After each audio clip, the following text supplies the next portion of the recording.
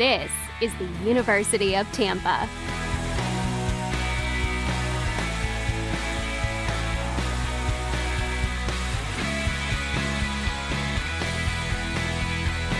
Explore your dreams. Discover your talents. Get ready to invent, innovate, and be a leader. This is the University of Tampa.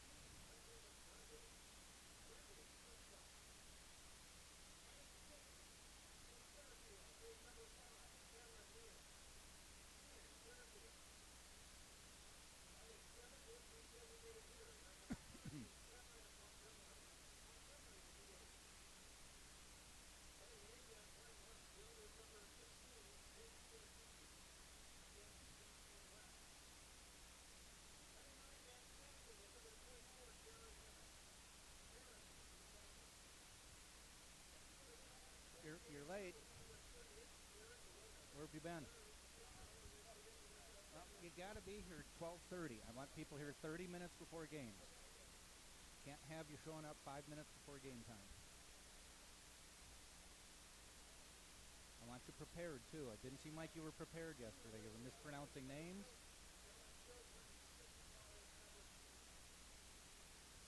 Mm-hmm.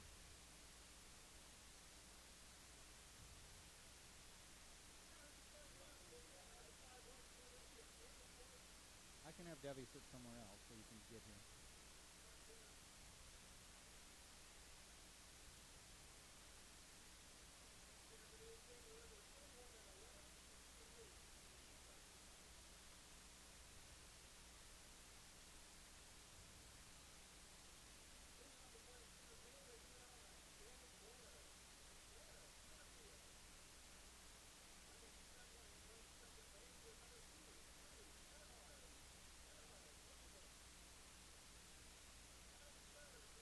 Throw it away.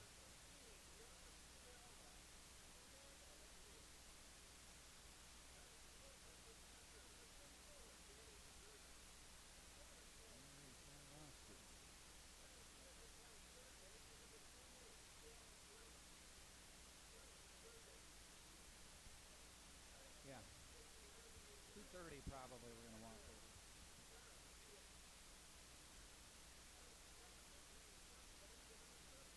I forgot you had a root beer. Now you're loaded.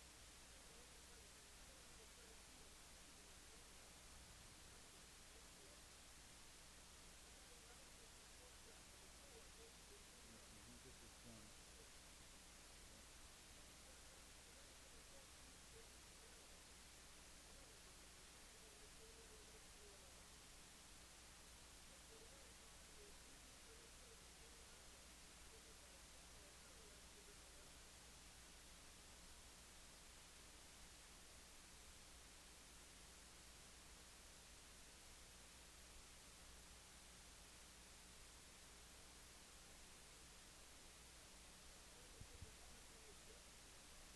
okay. Okay. Okay. I mean, these are stats I want you to bring into the game, and be ready with these, and not finding them 5 minutes before the game.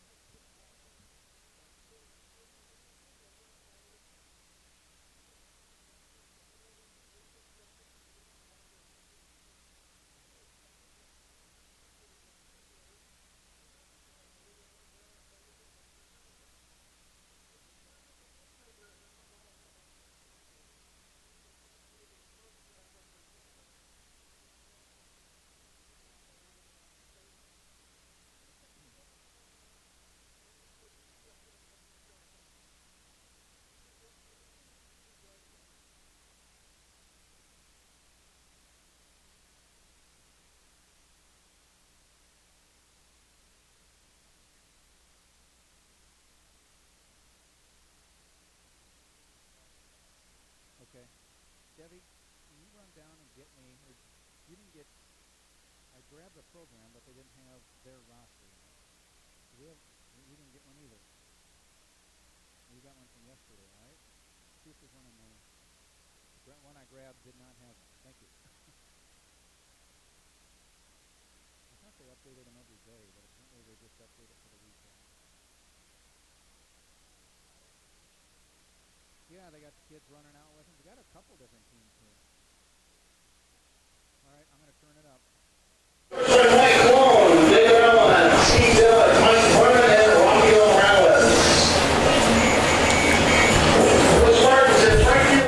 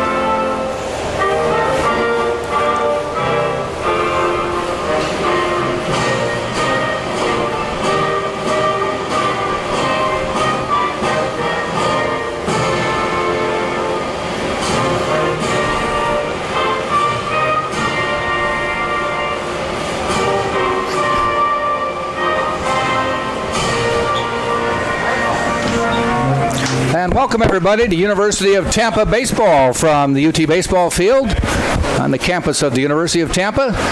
Sunshine State Conference baseball as the Spartans get ready to take on the Rollins College Tars. Tonight, 8-3. It's doubleheader baseball today on a perfectly cloudless day here in downtown Tampa. Wind blowing when we were down on the field a little bit in from right field, but it looks like it's going to blow whatever way it feels like today.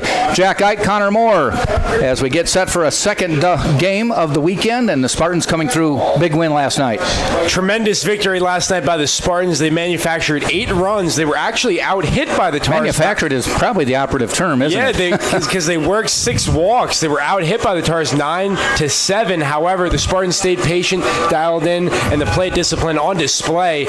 Taking a look at today's pitching matchup, first for the Tars, we get Garrett Leonard, the junior from Fort Mill, South Carolina. He's appeared in 13 games, started 11, 2-2 record overall, an even 60 innings pitched, 3.75 earned run average, 67 strikeouts, and he will be countered for the Spartans. James Reynolds, only getting his 3rd start for Reynolds, the junior from Jupiter, Florida, has a 1.66 earned run average, 2-0 record, and you get the feeling that Joe Urso is bringing out the inner Tampa Bay Rays here following Kevin Cash, maybe an opener today. I like the call. Should be a dandy between these two Sunshine State Conference foes. All right, the lineups for the Rollins Tars. They will start with number 22 leading off, and that is Kyle Hintz.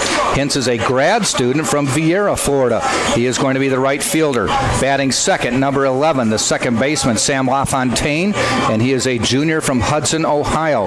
Batting third, number 23, Jack Gonzalez. He is the first baseman, and he is a senior from Orlando, Florida.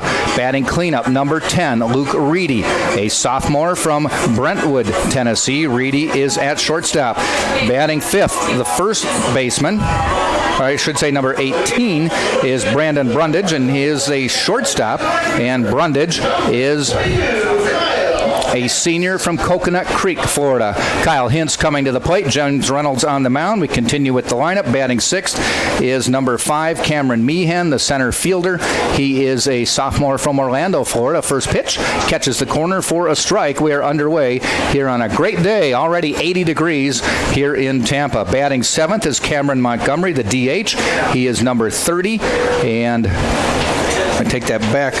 It says number 30, but that's not who is listed as number 30 on the lineup.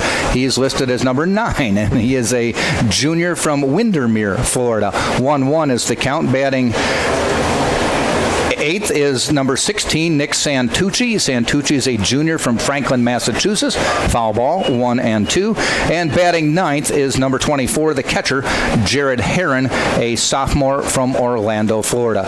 Setting the Spartans defensively, you have Reynolds on the mound, Danny Servant behind the plate, Alec Aliwine at first, Drew Earhart at second. At third base for the Spartans, Sam Freitas. At shortstop, Nick DeTringo, and there's a foul ball, stays 1-2. In the outfield is Yorvis Torrealba in left.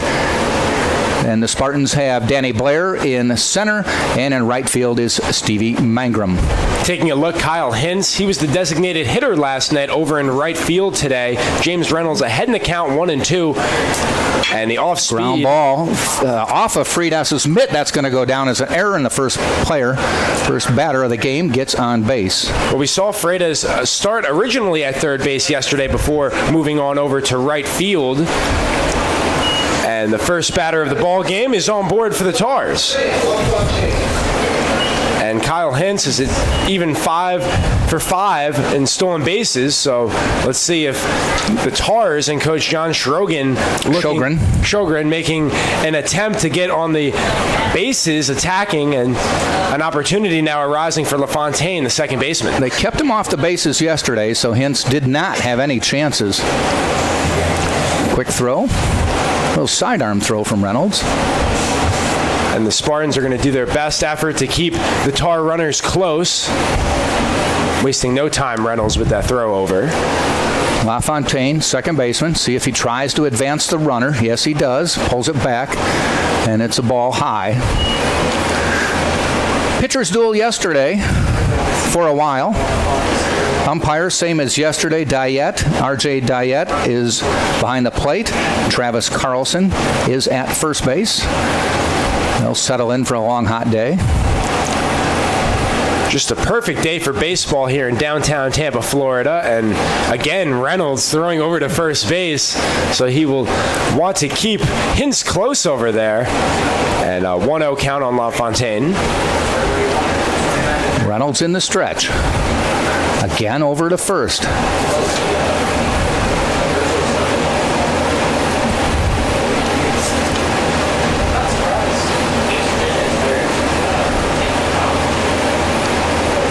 LaFontaine up toward the plate in the batter's box. And the pitch. Looks at a bunt, pulls it back again, 2-0. As we look at the Sunshine State Conference standings right now, Embry-Riddle, the Eagles lead the way 15-7. The Spartans trail by 1 game at 14-8. However, the Eagles are over in Miami Shores, Florida. They just started off first pitch between the Buccaneers, and how about this? Almost. They've got them on the radar. Yeah, some trickery by the Spartans on display. And we will highlight last night's scores. Florida Tech, the Panthers defeated the Sailfish 8-7 in the first game, and the Sailfish countered, winning 6-5 in the second of 2. Nova Southeastern, the Sharks, handed it to the Moccasins of Florida Southern 13-3. All three, as Reynolds has been high on 3 of them. Eckerd won in a pitcher's duel 1-0 over the Lions of St. Leo. And Embry-Riddle, their number 1, they put on 18 runs, only gave up 5 to the Buccaneers. Boy, last time we looked, it was like 11-3, so they must have just kept going. Embry-Riddle, kind of a surprise team in the conference this year. When they were here in Tampa, their coach said, we're hoping we can win 1. Walked them on 4 after trying about 4 attempts at picking off Hintz, but now an error and a walk, and the first 2 runners are on base early. It was apparent that, Reynolds throwing over to first, it threw off his rhythm and his motion as he misfires on 4 straight pitches. And the Tars, they went 8 scoreless innings last night before putting up a 3 spot in the 9th inning. They're threatening right now, 2 on, nobody out, and their best hitter, Jack Gonzalez, the first baseman, at the dish. Gonzalez, .343 on the year, on base percentage over 400. In the stretch is Reynolds. Finds himself in a little predicament early. Fouled back. And Jack, when you mentioned the starting lineups, we saw last night Danny Blair was batting 9th. He's leading off today. How about that reversal with DeTringo? DeTringo from 1st to 9th today. And Blair from 9th to 1st. Shows how flexible and interchangeable the Spartans are 1 through 9. Well, we mentioned it yesterday. When either one is batting 9th, you've got just about a 300 hitter batting 9th. And you got a 300 hitter leading off, so either way, you're coming out all right. Life is good for a manager when you have that ability with your team. And we see a lot of guys on the bench who are very talented players. They get limited at bats. Mentioned player Steven Smith. He knows his role. 7th inning on, he comes in, but he makes an impact. And when these guys come in and their number is called upon, they do just fine. Spartans as a team, 293 on the season. So that means you've got some pretty good hitters. Torrey Alba leading the SSC at over 400. 1-1 pitch from Reynolds. Gonzalez, grounder, fair ball. Aliwine with a stop. He's going to get the play at first. Runners move up to 2nd and 3rd. Yeah, initially it looked like Aliwine might have trouble with the in-between hop, but the first baseman with the leather gets the play. The runners advance, however. And mentioning Gonzalez, the Spartans did a fabulous job last night. Held him hitless in his first 4 at-bats, and then in the 9th inning he had the 2-run double. That was the only extra base hit of the ballgame for the Tars last night. Even though they out-hit the Spartans, they just didn't bunch them up into anything, whereas the Spartans did, and, as you mentioned, recipient of 6 walks, 2 of them with the bases loaded. Yeah, and that's how the Spartans got going. Danny Blair and Nick DeTringo get RBIs with a base on balls to start things off, but then Drew Earhart comes to the at-bat in the bottom of the 4th inning, and he goes opposite field with the pitch out over the plate, empties the bases, and gets 3 home for the Spartans. This is Luke Reedy to the plate, cleanup hitter. Reedy at 311 on the year. Runners in scoring position early in this game. Reedy had Outside. 3 hits. He was 3 for 4 last night with a run batted in and a walk. Him and Brundage accompanied 5 of the 9 hits for Rollins in the middle of the lineup.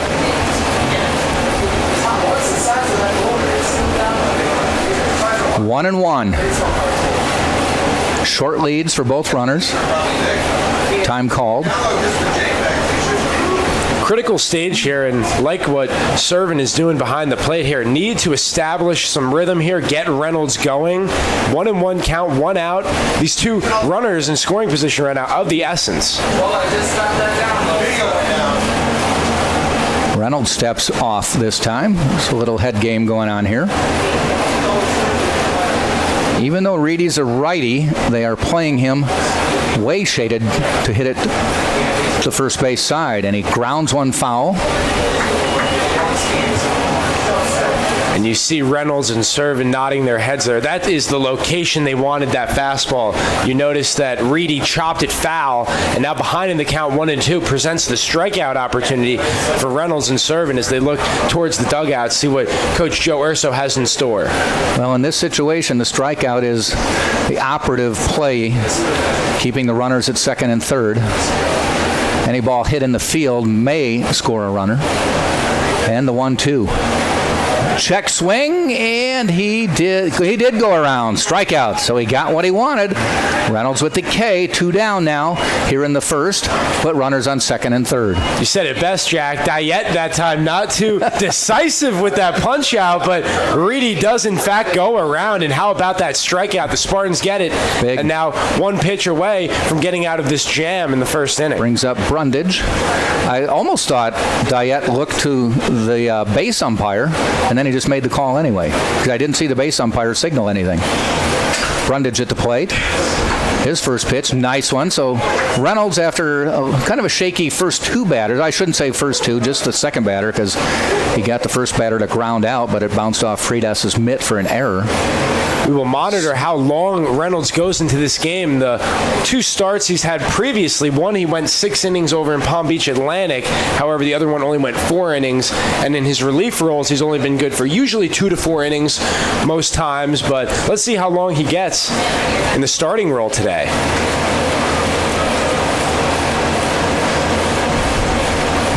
Fouled back. Brundage had to go upstairs to get that one.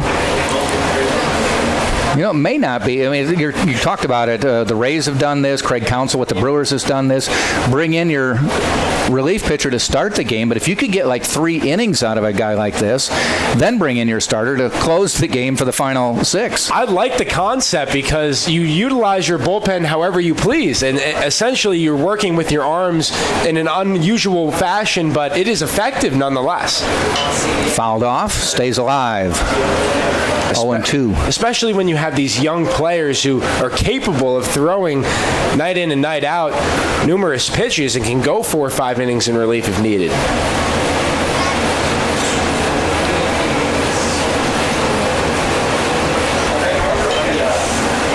Oh, 2 count with 2 outs, 2 on. Reynolds winds and fires. Swing and a foul ball. Brundage hanging in there. Yeah, doing his best just to get a piece of that. Fabulous pitch on the way that time by Reynolds, tailing out of the strike zone, and Brundage was unable to lay off. Spoils that one. It's Youth Baseball League game day here. When the Spartans took the field, you may have noticed they were surrounded by 3 different teams of youth players, helping them get into their positions. Here's the pitch. Hits one out to Aliwine, and he snags it. Not a hard liner, but nonetheless, it'll go down as a liner. Spartans get out of the inning. First 2 guys get on, an error and a walk, but Reynolds settles down, gets out of the inning, so no runs, a hit. 2 runners left. Spartans coming to bat in the bottom of the first. No score. Tampa and Rollins on the Sunshine State Digital Network.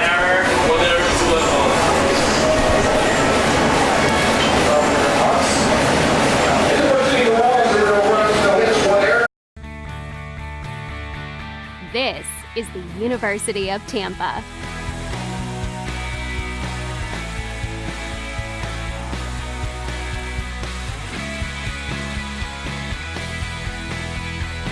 Explore your dreams. Discover your talents.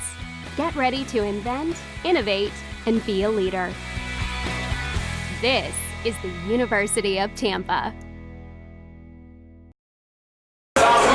Bottom of the first for the Spartans coming up. Here's the Spartans lineup for today. Leading off is number 9, Danny Blair. He is a senior from Bel Air, Maryland. Batting second is number 2, Drew Earhart, a sophomore from Tampa, Florida. Batting third, number 13, Yorvis Torrealba, the left fielder. Yorvis is a junior from Parkland, Florida. Batting cleanup, number 44, Danny Servin, a senior from Miami, Florida. Batting fifth, number 28, the third baseman, Sam Freitas, and he is a junior from Lawrenceville, Georgia. Batting sixth, number 10 is Nick Durr, and he's a junior from Lakewood Ranch, Florida. Batting seventh, number 30, and that's Alec Aliwine. He's a junior from Panama City, Florida. Batting eighth, number 17, Stevie Mangrum, a senior from Charlottesville, Virginia. And batting ninth, number 4, Nick DeTringo. He is a senior from Ruskin, Florida. The battery for the Rollins Tars, as we mentioned, is Garrett Leonard on the mound, and behind the plate is Jared Herron. Setting the defense for you, you've got Gonzalez at first base, LaFontaine at second, Reedy at third, Brundage at short, and then it will be Santucci, Meehan, and Hintz left, center, and right.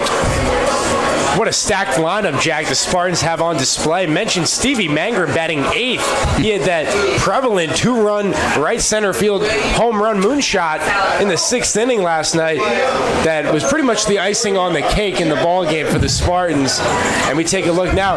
Danny Blair leading it off. Last night he batted ninth, was 1 for 3 and a walk. And most importantly, in that 4th inning, he got the Spartans on the board with the bases loaded, base on balls. And he's proud of it. And why not? I mean, he did not come up empty-handed. He stayed patient in the box, plate discipline on display, and he worked that count against Inc., who was dominant in his own right for the Tars. First pitch, a little bit inside. Leonard, fastball, slider, curve. Assistant coach Patrick Sherba told me messing around with a changeup. In his last outing, he went 1 inning April 23rd in a 7-6 victory over Florida Tech, and he had a strikeout. Was that in a start by chance? It was Did he only win an inning? It was in relief. Okay. And we'll check that. That was Florida Southern against the Moccasins. That was a lone game, and he did not appear in any previous games prior to that in relief, as he had been a starter before that. So comes in with a 2-2 record. Has missed on his first 3 pitches, 3-0 to Blair. Blair will be more than likely taking all the way here. And there's a strike call. Leonard consistently pitching between 4 and 6 innings start by start. And a 3.75 earned run average. Not too shabby. Ball 4, walked him. What we saw with Reynolds, he started out the game with some command issues when he walked LaFontaine. Similar start now for Leonard, and for Danny Blair, he sports fabulous speed, 10 stolen bases, so to have him in the leadoff spot on board, good start for the Spartans. You know, that might factor into it when you've got DeTringo and Blair kind of sporting similar batting averages, but get that leadoff guy who can get to second. Earhart. Again, I hate to say it, I feel so sorry for Drew because the leadoff hitter for the Spartans gets on so often. Drew Earhart is always moving him to second.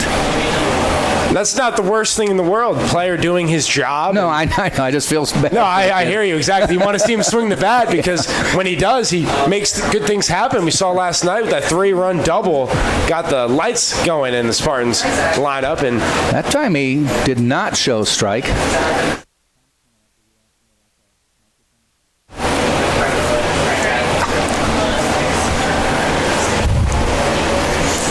One ball, one strike to Earhart.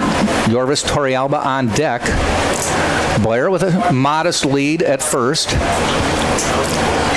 And on cue, Leonard throws to first. I said modest, not huge. How about this crowd we have here at the UT baseball field? Yeah. What a job by our athletic marketing staff. See the bingo cards on display. Jack mentioned the youngsters in attendance. Great sight to see at the field. There goes Blair. Hit and run. Fouled back. He'll have to come back.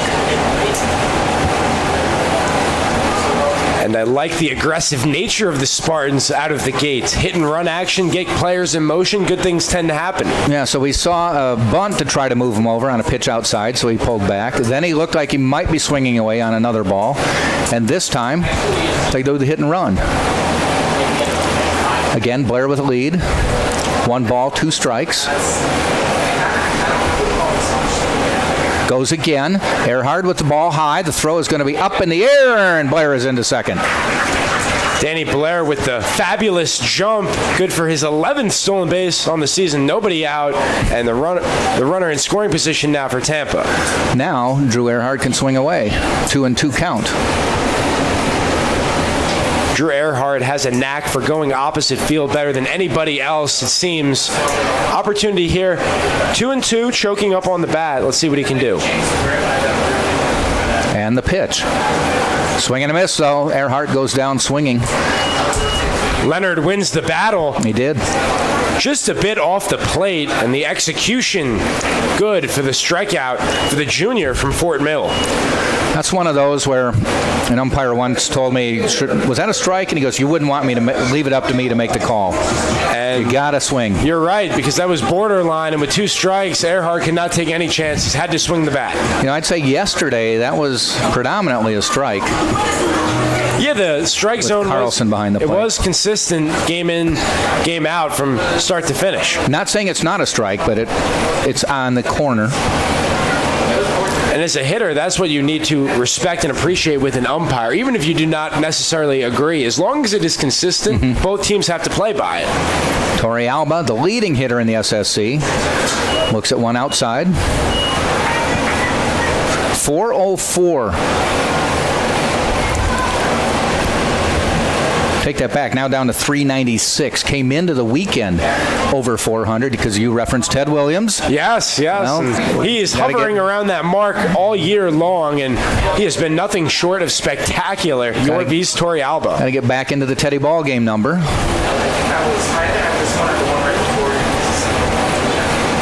Such a level hitter at the plate. Always looks like he's going to rip it, and he Ground does ball here. to short. Brundage double clutches, and the runners are safe at first and third. I think that'll just go down as a hit. I'm not sure if he hesitated because he thought he had to play at third, or he just didn't get a grip on the ball. But once he double clutched, both bets were off. Juggled it for a split second, and the speed of Torrey Alba busting it down the line really made no play for Brundage. And the Spartans got runners on the corners. 1 out. Here we go. Danny Servin at the plate.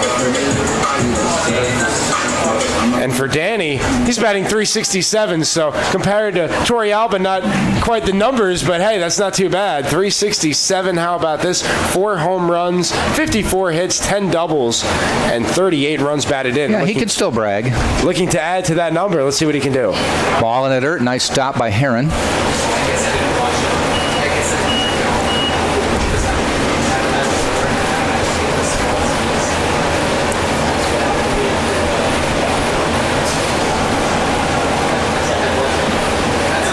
Leonard with a long look. Servin waits. Throw to first. Torrey Alba back.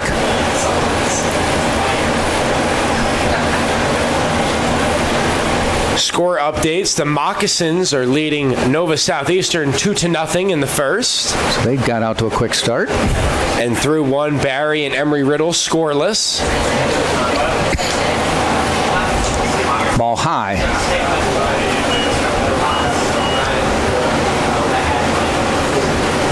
Have to like what Danny Servin is doing at the plate. Most hitters here, runners on the corners, they're swinging away at anything, but he has gotten 2 pitches, not to his liking, and he's ahead in the count, and this is where hitters thrive. 2-0 on the way. There's that ball on the corner. That is going to be called a strike. The senior from Miami, Florida, and a Tennessee transfer. welcome 2-1. addition. Yes. Leonard steps off. When you look at the Spartan roster, the Division I transfers and the caliber of talent, what a job Joe Urso has done building this program. Leonard fires. Down the middle for a strike. Did you not say yesterday, I can't remember if it was on the air or off the air, that the women's basketball team looking at some D1s or got some D1s? Yes, they do. We have Anna Popovich from Elon. She is committed. And Terry Battle from Bowling Green. So 2 additions to the Tampa women's basketball team. In other news, both lacrosse teams playing championship games tomorrow. Spartans host St. Leo the Lions at 2 o'clock. Runner goes, throw down to second, and he's in safely. Blair stayed at third. But the Spartans now with runners at second and third. It was a strikeout on Servin, so 2 outs now. So 2 stolen bases for the Spartans in the first inning. Danny Blair with his 11th, now Torrey Alba with his 14th. And to finish that point, the women lacrosse team, they will be over in Lakeland, Florida, taking on the Moccasins tomorrow at 1.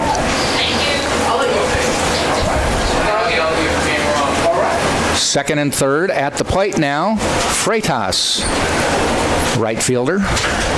Ball outside. So both teams put runners at second and third in the first inning. Rollins did not score. Spartans knocking on the door here. Freitas, the chance to bring home some runs. Looking at the statistics, he's got 13 runs batted in on the season. Across 102 at-bats.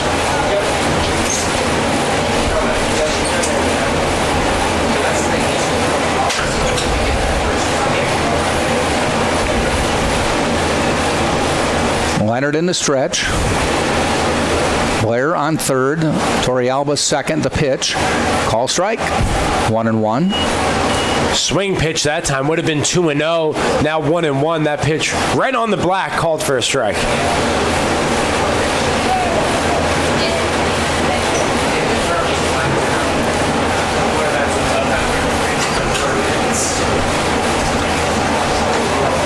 Nice little curve. Stayed up too high, though. Got more freezy pops.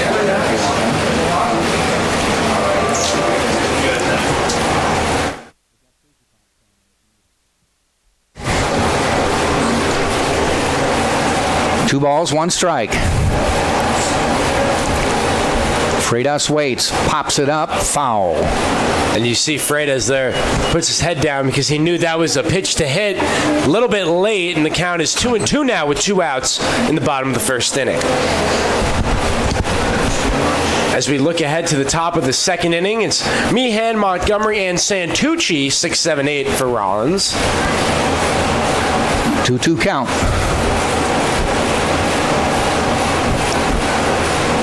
Long look at Torrealba, nobody holding him on. The pitch. Outside, good stop by Heron. Heron going across the body to make that save.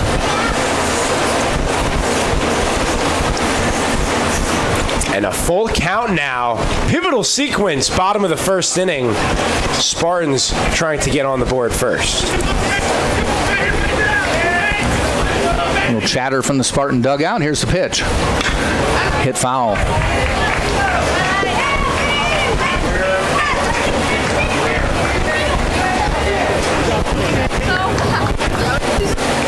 On deck for the Spartans, Nick Durr. He worked 2 walks yesterday, had a run scored. Freitas was 1 for 4 with a run batted in.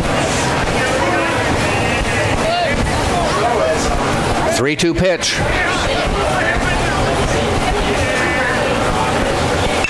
And he sends one into right center field, and he's going to have room, and he does make the catch as Hintz came over to end the inning.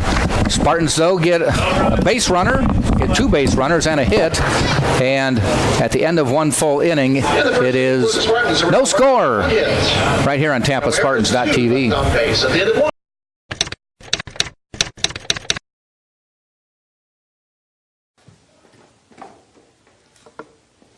Nada.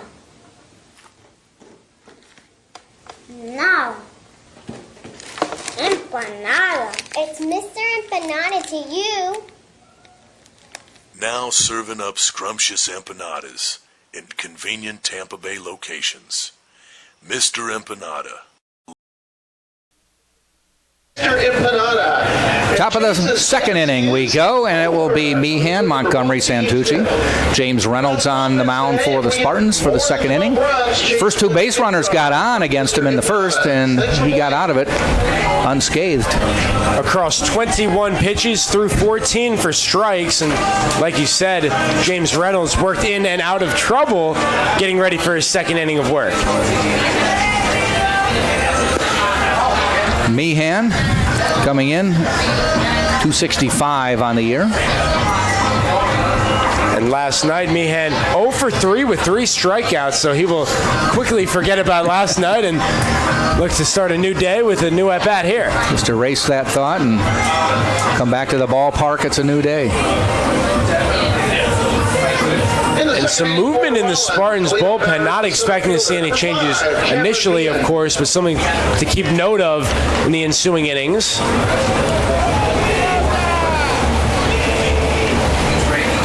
Meehan waits. Playing him straight away. Pitch is high.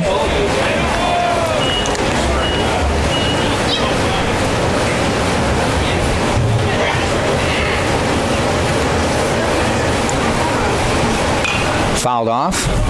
The first Division II seedings for the NCAA baseball tournament came out this week.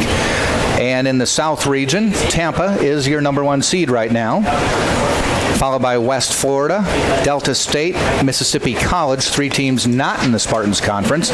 Then you've got Eckerd coming in at number 5, Nova Southeastern at 6, Embry-Riddle at 7, Berry at 8, Alabama Huntsville at 9, Rollins at 10. The top 8 qualify for the NCAA tournament. The top seeded team hosts the tournament. And the Spartans deserving of that number 1 as we see a strikeout by Reynolds, and that is his second of the day.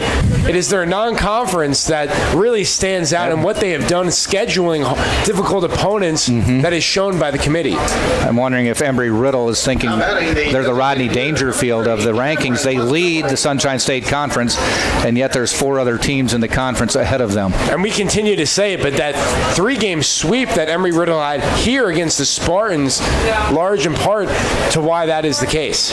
Well, it vaulted them into the conversation. They were not part of the conversation until that weekend. They have maintained their first place lead, but their overall record is not as stellar as the other teams ahead of them. Ball fouled off, I should say. And like you said, the Eagles, the surprise team of the conference, accreditation to what they have done over there in Daytona, fabulous job getting themselves on the radar.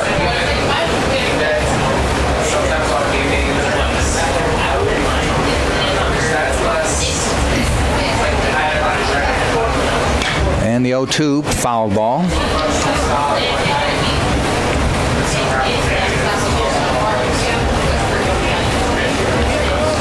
When you look at those regional records, Spartans are 31-11 overall. They're 14-8 in the conference. Right now, just a game out of first, but their regional record, in-region record, is 24-11. And that is one of the best, not necessarily the best. Mississippi College is 23-9. Delta State 27-10. There's another strikeout.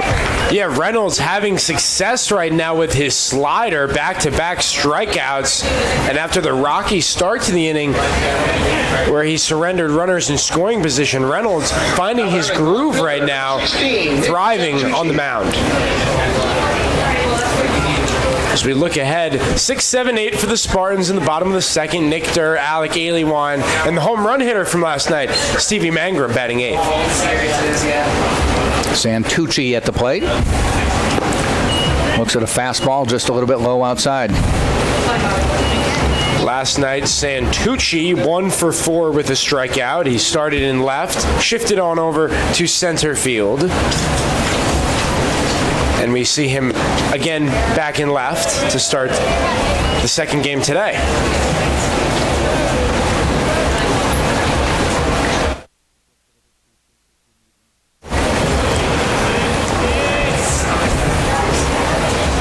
2-0 pitch fouled off, 2-1. And that was the pitch to hit, most likely in the at-bat for Santucci. Fastball down the heart of the plate, swinging away, healthy cut, just a bit late, and he fouls it out of play. 2-1 on the way. Fouled off again, 2-2, so Reynolds battles back to even the count. And the middle of the Spartans infield playing a step or two back. Notice Earhart at second to Tringo at short. Corners playing straight up with Aliwan and Freitas. 2-2. Nice curveball, and he knew it. Santucci goes down. Inning is over. No runs, no hits, no errors. It's still no score as we head to the bottom of the second. Rollins and Tampa. Order in the second inning. We head to the bottom of the second. No score. It's not about any one thing. It's about how everything comes together, how it all connects. People, ideas, resources, community, everything. Quality of life services. That's what we do.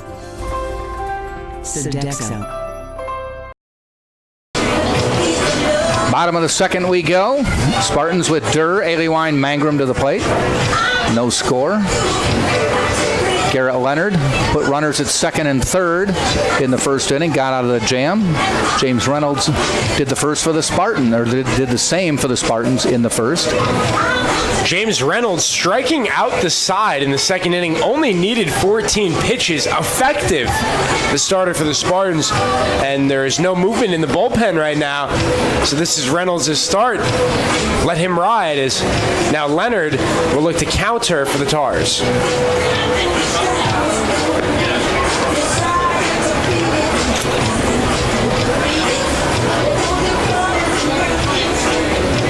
As we look ahead, Nick Durr, designated hitter, again was the DH last night. Breaking down his stats, he is a .321 hitter, 43 hits, 8 doubles, 6 home runs, 28 runs batted in, and 20 walks, only 24 strikeouts, not a bad ratio. Nope. So Durr steps in. Leonard out of the windup.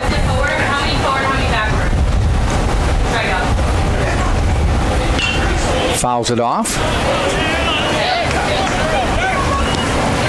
There you go.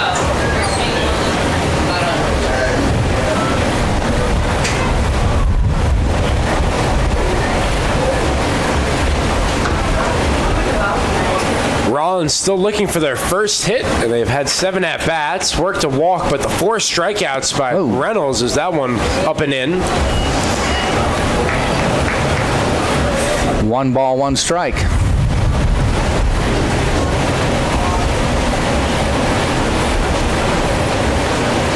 And the pitch. This one catches the outside corner. 1-2.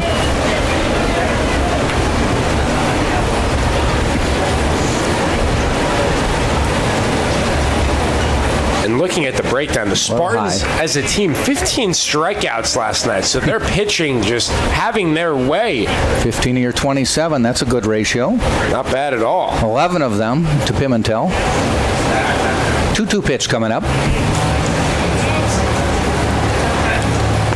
Ball low, full count. Both teams still looking for their first extra base hit of the ball game. Spartans had 4 in the first game of the series. And a full count now for Durr. And the windup by Leonard. Ball hit out into right field, easily into the mid of Hintz. Good ride, but Hintz had to make about 3 steps to his right and hauled it in, 1 down. Similar feel to last night's game in that the first couple innings or so, both pitchers grooving through the lineup first time around. And when I was talking to Rollins' assistant, Patrick Sherba, and he said, I thought we had a pitcher's duel going there for a while, but it fell apart on us quickly. And to go off that, it was the free passes issued by Rollins in that 4th inning that allowed the Spartans to put on the 5 spot. He was totally aware of that. Ball outside to Alec Aliwine. Yeah, he said we hurt ourselves. That just speaks volumes to the Spartans finding a way to get the job done, because it was not necessarily the most perfected performance. However, they navigated their way, got 7 hits, but the 6 walks played a huge part into finding their way. The 4 extra base hits, of course, as well. 2-0 to Aliwine.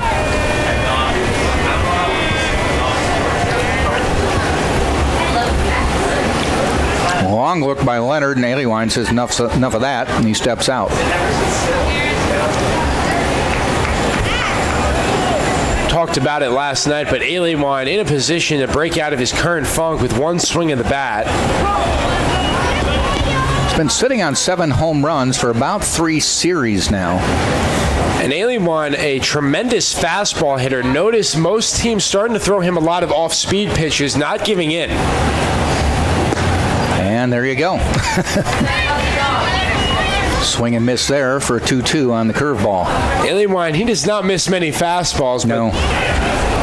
Eager hitter out there, and we see with the changeup, nicely placed by Leonard, had Aliwine out in front, and it's 2-2.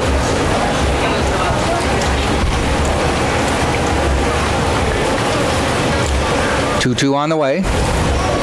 In the dirt, good stop.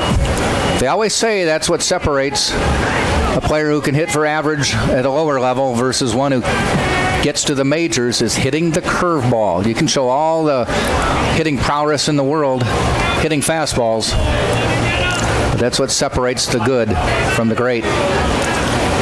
There we go. That is hit deep, but I think foul.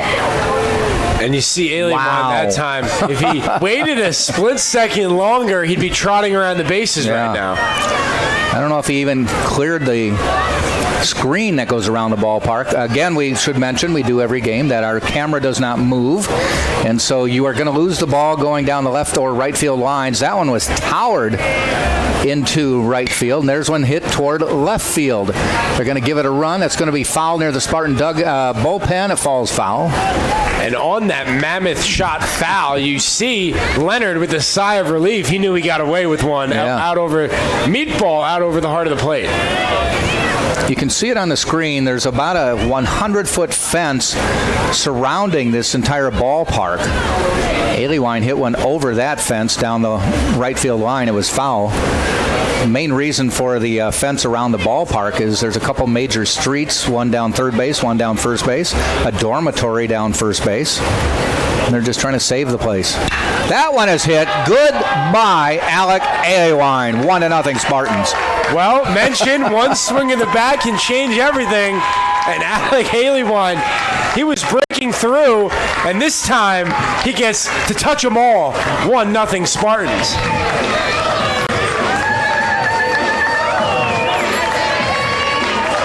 Well, now Alec Aliwine, 8 home runs on the season, 32 runs batted in. And there's the gold chain. Bring it on out, fellas. And the Spartans electrifying the crowd. Spartans take the 1-0 lead. 17, Stevie Mangrum. Brings Mangrum to the plate now. Mangrum homered last night. Aliwine gets us going here with his long shot. 1 out. Ball low. And how about the quick hands by Alec Aliwine? Not a terrible pitch by Leonard on the inside portion of the plate. He just turned on that one, and the ability to keep it fair. Aliwine now with 8 home runs, leading the Sunshine State Conference. Zach Howard of Embry-Riddle, we saw him. Matter of fact, they were tied at 7 when Embry-Riddle came to town, so Howard has continued his pace. And then Reimold of St. Leo with 9. That one ripped down the line, but foul. Only fitting that Alienwine got that home run that time, because a couple pitches before he crushed a nearly identical pitch, just foul, and his adjustment that time to wait on it, quick hands, level stance, swing away to right field, no doubter. Little pitch stays up a little high, 3-1. Yeah, Leonard wanted that pitch. It was a little bit high by the letters, but 3-1 now on Mangrum. Should see a good pitch to hit. Foul back.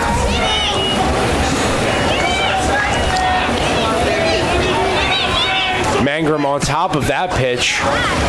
Fouls it right back near us, and it's a full count with 1 out. And this has similar making to that 4th inning by the Spartans, where they're just getting long at-bats time after time, and another walk here. How about that? So the Spartans get their 2nd base on balls of the game, and they have done an astronomical job just making pitchers work and not having quick at-bats, seeing a lot of pitches, and finding their way to success. Coming up to the plate, the 9-hitter, Nick DeTringo. 9-1-2 for the Tars in the 3rd inning. Heron, Hintz, and LaFontaine. Leonard in the stretch now. Check swing. Went around. Exceptional off-speed pitch that time. Leonard, ball starts inside and tails out of the zone. How about that?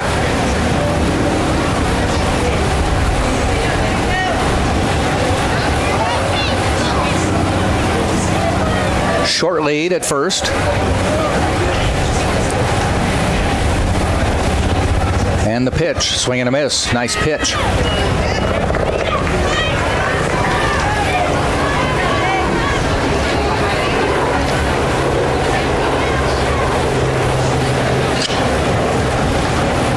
Sun played a major factor last night with the sunset, but clear skies today. How about this day in Tampa, Florida? We'll have that issue somewhere during the 2nd game. Not sure when, sunset, of course. Between 6 and 7. Time permitting. Leonard with the pitch. Lays off that one, a little outside, 1-2. And this will be the 45th pitch of the game for Leonard, only in the 2nd inning, so he has had to work for everything thus far.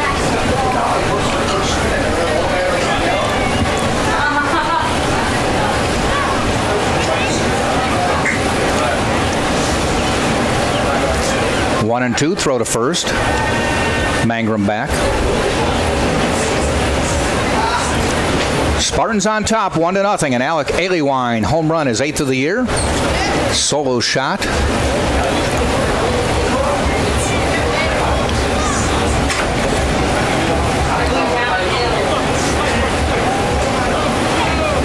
And the pitch. That one's high, 2-2.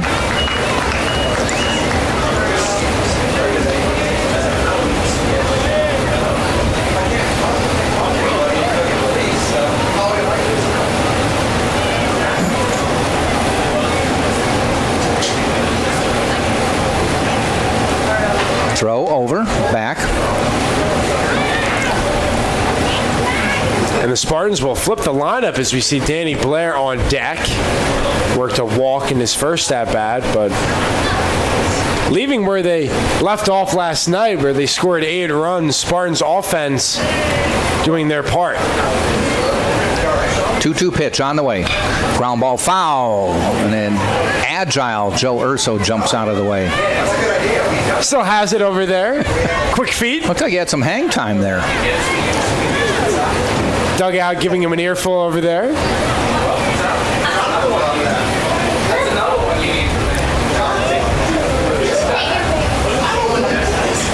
Massive hole here on the left side in between short and third. DeTringo able to turn on a pitch. And the pitch. Just kind of pokes at it, fouls it off, stays alive, 2-2. Reedy really hugging the line over there at third base.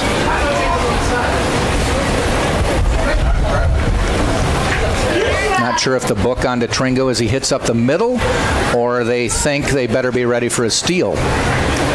But you're right, that's a big gap. You can see Short in second, really hedging over towards second base. We've noticed they give him the outside corner, but he's not giving him the high one today. And that has been steady. We saw that again last night, where consistent strike zone and a full count yet again for the Spartans. Leonard is set. There goes the runner. Hit out into center field. Going up deep, but now finding his spot. Waiting for it as Meehan makes the catch. And Mangrum trots back to first. Gave it a little ride, but it stayed in. And notice with the wind, the ball is not necessarily carrying. We saw the home run for Alienwine, and that was just a man on a mission. Hurricane might not have stopped that one. But the ball hanging up in the air and a routine play for Meehan. I noticed the flag. You can't see it on camera, but the flag in right field is now limp, whereas not more than 30 minutes ago it was blowing pretty steadily in. Danny Blair at the plate, walked, got to third, and he stayed there to end the inning.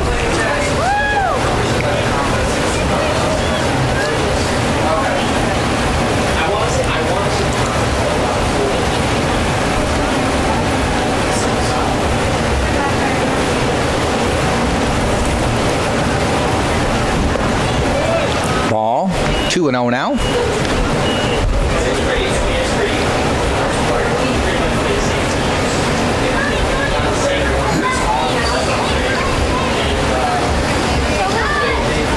Blair, the lefty. Got some room if he puts it down either line. Ball inside, good stop by Heron. Kept it in front of him. And Blair, of course, walked in the first and was stranded at third base. Talked about how Leonard was able to escape that jam in the first inning.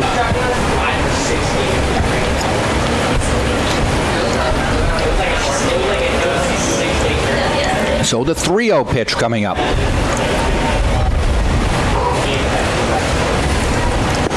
A little bit low, draws a 4-pitch walk, and the Spartans have runners at first and second with 2 outs in the bottom of the second. Well, and Drew Earhart to the plate. Joe Urso looking really good, placing Danny Blair leadoff. He's been up twice and walked twice, so obviously every coach loves a leadoff hitter that has a knack for getting on base. On base. Danny Blair doing that to a premium.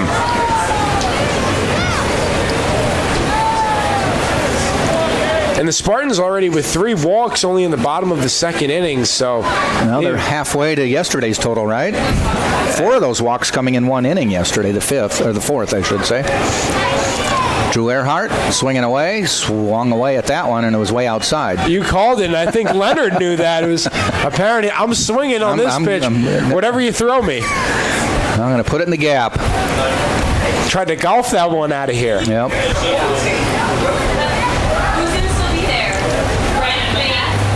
Couple players trotting down to the Rollins bullpen.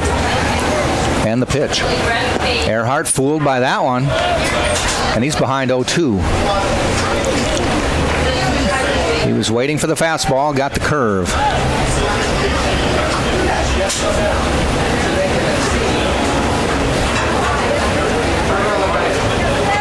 You mentioned Embry-Riddle, Jack. They are currently trailing 2-0 top of the 4th to the Barry Buccaneers. An important game to watch for the Spartans as they trail Embry-Riddle in the standings by 1 game. There's a timeout called.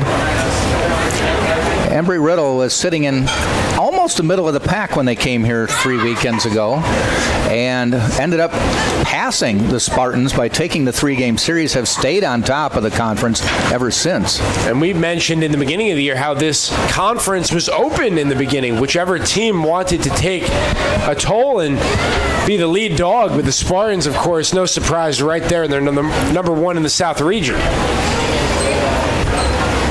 Well, you knew the Spartans were going to be there, preseason ranked number 1 in the nation, so it was like, who wants to get in the race with us? And they've had their hands full. In this conference, they've been challenged, and they've had to compete to their full strength to win these games. Earhart gets away on a drop third strike. The throw down to first. They get him to end the inning. So the Spartans put 2 on again, but don't get a runner out of that one, though they did get the leadoff home run from Aliwine, and the Spartans have a 1-0 lead after 2 right here on TampaSpartans.tv. Quick word from Pizza Hut. Make it great. We're more than just $7.99 large two-topping pizza delivered. Hey, is this it? We're an end zone game at your doorstep. No one out here. On base. At the end of 2, Tampa leads 1-0.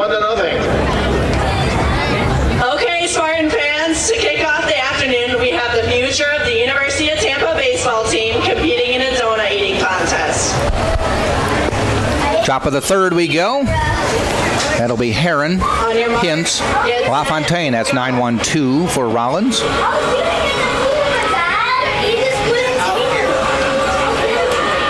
James Reynolds out for inning number 3 for the Spartans. Taking a look at the conference standings, Embry-Riddle in first right now with a 15-7 record. Tampa 1 game behind, 14-8. Eckerd lost yesterday to fall to 17-10. Though Eckerd has a series in hand, they have 3 more games played than the Spartans. Nova Southeastern at 17-11. Florida Tech 13-11. Berry is 13-12. Rollins, Spartans' opponent, 11-11. Palm Beach Atlantic 12-15. St. Leo 10-14. Florida Southern 7-15. And Lynn is 6-21. Eckerd comes to town next weekend for Tampa, 3-game series, so that's going to be a big one. If you look at the Spartans' record, though, I mentioned this yesterday, they are 11-6 at home, 19-3 away from home. Phenomenal record away from home. That's a promising sight for the Spartans if they plan on going far in the postseason, playing on some neutral campuses. Yes. Though they would love to play on their home field to get to, that's for sure, to that point. And they can control their own destiny if they continue to win these games. Yep. First pitch to Heron. Ball outside. How about the job that James Reynolds has done through 2 innings? 4 strikeouts, no hits, 1 walk, 35 pitches. The spot starter today. So far, so good. Nice pitch, called strike. A little bender on that one.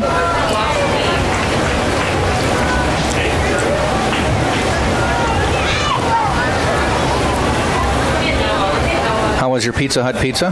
Make it great. Pizza Hut, they did make it great, so. Ground ball heading out to DeTringo at short. A couple hops, a clutch, a throw in time. Now, not every shortstop can get away with that double clutch, but DeTringo has the arm strength over there, making it look easy. Little stutter step, and he still was able to get it over there in time.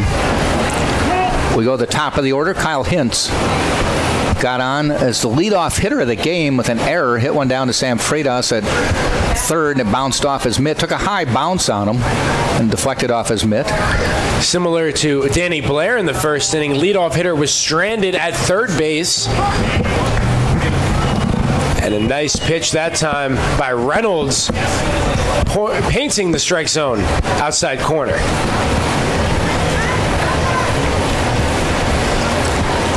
One hit out into center field. It may fall, giving chase.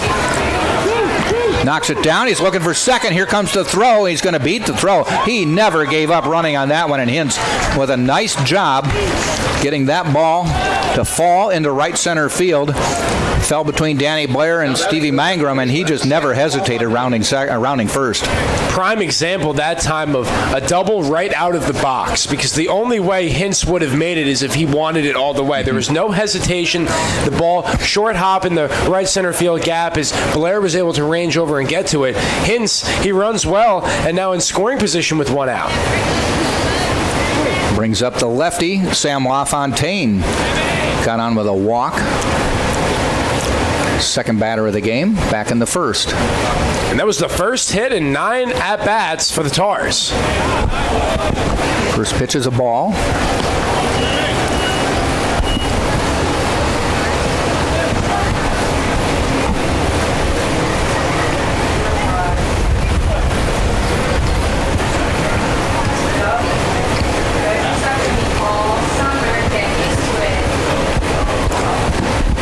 So Hintz, the tying run, standing on second. LaFontaine shakes the bat. Here's the pitch. Outside for a ball.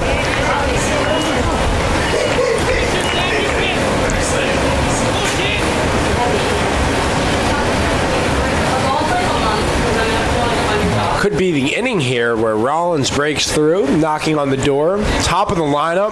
Worth noting Gonzalez on deck, the big bopper of the lineup. Reynolds in the stretch.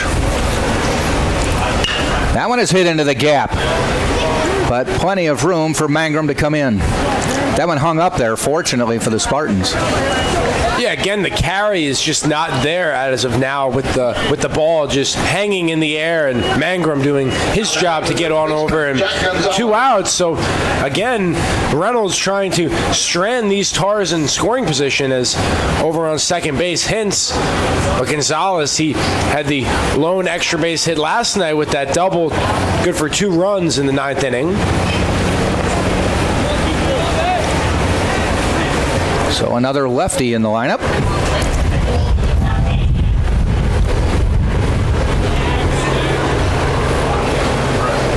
Reynolds with the long look. Now into the stretch.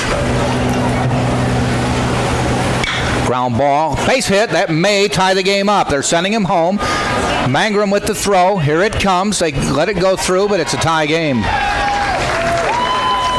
Jack Gonzalez collects his 32nd run batted in on the season. And for Rollins, that is their first hit with runners on base, first hit with runners in scoring position, and their first 2-out hit. What a time it comes at to knot us up at 1.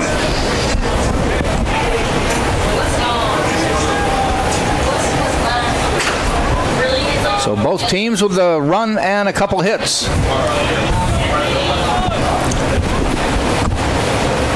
And to the plate is Luke Reedy. Throw to first, Gonzalez back. Give a shout out to the Tampa women's softball team in attendance. Is that who just showed up? Making an appearance. And how about Nice. McKaylee Dooley? 26 wins on the season, the most in softball history at the collegiate level. 26 wins. Wow. What a year she's had. A senior graduating in style for the Spartans. Yeah. But they have SSC play, right? Getting there is, believe their season. No? I believe it is Lynn and Rollins playing right now for softball. One of those situations, season ends early for the Spartans, believe.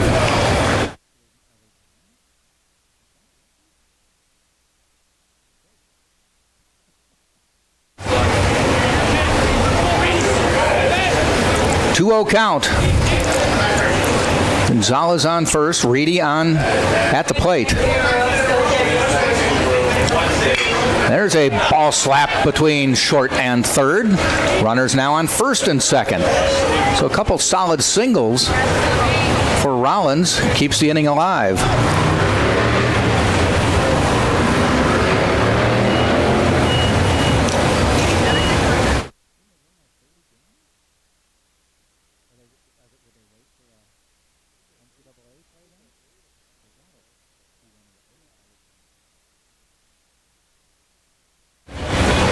So a long talk by Danny Servin with Reynolds. Nothing going on in the Spartan bullpen. Just let's get out of this inning. Tied up. And give us a chance to battle back. Brendan Brundage to the plate. He hit a line out. They called it a line out, but it was just kind of a softly hit ball to Alec Aliwine. And for Reynolds, he had no problem through the first 2 innings, running into some trouble here in the third. 2 on, 2 out. Giving up 3 hits, all solidly hit. Not deep, but solidly hit. got through the infield. 2 of them. 1 was a double in the gap. To follow up what we said about the softball team, yes, waiting on regional play, which would take place May 10th, as currently Lynn is playing Rollins over in Winter Park. That is for the Sunshine State Conference. But again, what the Spartans have done, and Leslie Cantor, quite the program. Well, I read it. It said they finished the season winning, 22 of their last 24?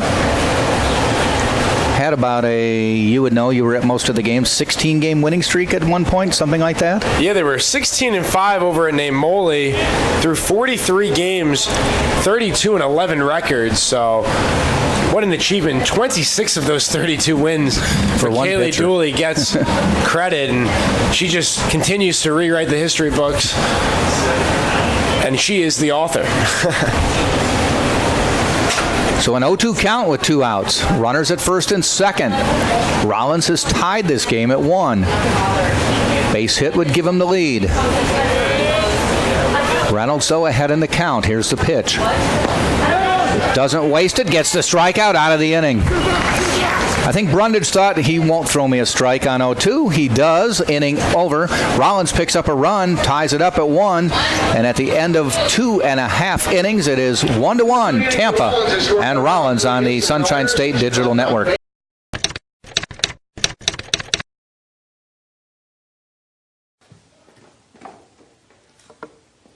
Now.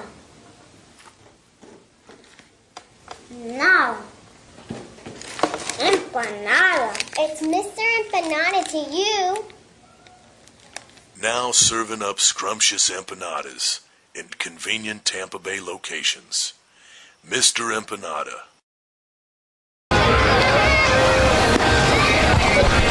Bottom of the third, it'll be 3-4-5. That's Tori Alba, Servant, and Freitas for the Spartans. 32-11, 22-8 in the SSC. The 22 wins in conference were the most all-time in school history. Their 32 overall wins are the most all-time since 2014. Spartans won 22 of their last 24 games. Nice round of applause. Nice round of applause for the softball team. Yeah, you were correct. 22 of their last 24, and those 32 wins, most in school history. How about that? Nice. It's unfortunate that the season is over. Now, you say Lynn and Rollins playing for the... Is that because it's the final regular season game and the schedule is that way, or is this a playoff? Yeah, worth noting, Rollins was the number 1 team, so this could be for the outright standings. We'll get that. No, they usually don't have a playoff. If they tie, they tie. So I'm just wondering if... I believe this might just be the last game of the season. But it happens to be lines up with the top 2 teams. Leading off the third inning for Tampa is the left fielder, Jarvis Torrealba. Caught you off guard there, having you... We need an intern. We do. But hey, I mean, the season they have had, more so as a program, what the Spartans spring sports have done altogether is just incredible. Between the 2 lacrosse teams playing in the conference championship tomorrow, obviously the baseball team doing fabulous work, and tremendous effort by the softball team, expecting them to play in the regionals not too long from now. Torrealba at the plate, fouls it off. Now there's actually giving chase in foul territory and making the catch. A nice grab by Hintz. He got into foul territory, realized he'd run too far, and reached back, leaned back, and made the catch about 10 feet foul. Nice play by Kyle Hintz. Now batting.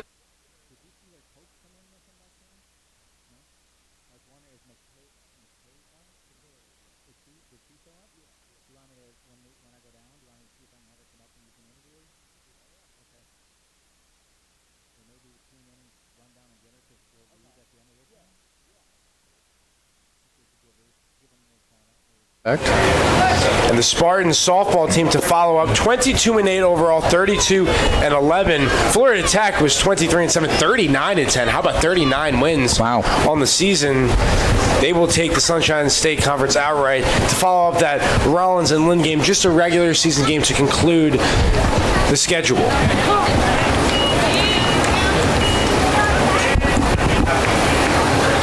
Danny Servin, the catcher at the plate. Struck out looking back in the first inning.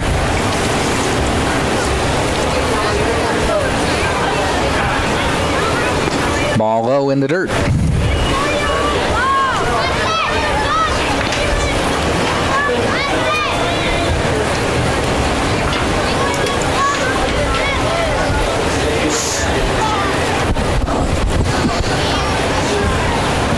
One ball, two strikes. Serving waits. Ground ball. Brundage is short. Couple hops. Gets him. 2 down. Leonard settling in nicely. Mentioned how he had 45 pitches through the first 2 innings. Now at 60 through 2 2/3. So not sure how long he will go into this game, but tied up at 1, doing his job to keep his team in it.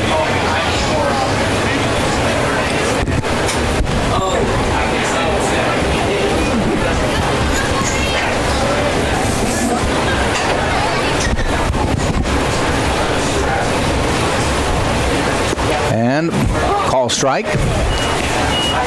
Sam Freitas at the plate. 2 outs. Bottom of the third, all tied, 1-1. Tampa, Rollins, Jack Ike, Connor Moore. Bringing you everything on a beautiful day in Tampa.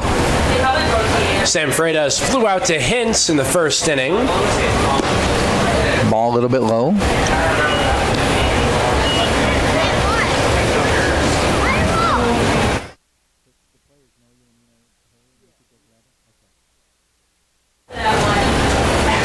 Leonard in the stretch. Nobody on base, but in the stretch anyway. Ground ball. Brundage has to go into the hole. Gets it. Throws. Inning is over. Nice stretch at first by Gonzalez. So the Spartans go 3 up, 3 down. And we played 3 full. All tied up. Tampa 1, Rollins 1 on the Sunshine State Digital Network. At Jimmy John's, we're freaks about best-in-class ingredients. So it's no wonder we announced our new 9-grain wheat sub in the middle of a wheat field. When you've got news this big, it's not enough to just add it to the menu. Where's the freak yeah in that? To celebrate a new sandwich with a taste so inspired, we introduced it in the place that inspired it. The new Jimmy John's 9-grain wheat sub, now available at a Jimmy John's much, much, much closer to here. Wheat yeah? Get set, go!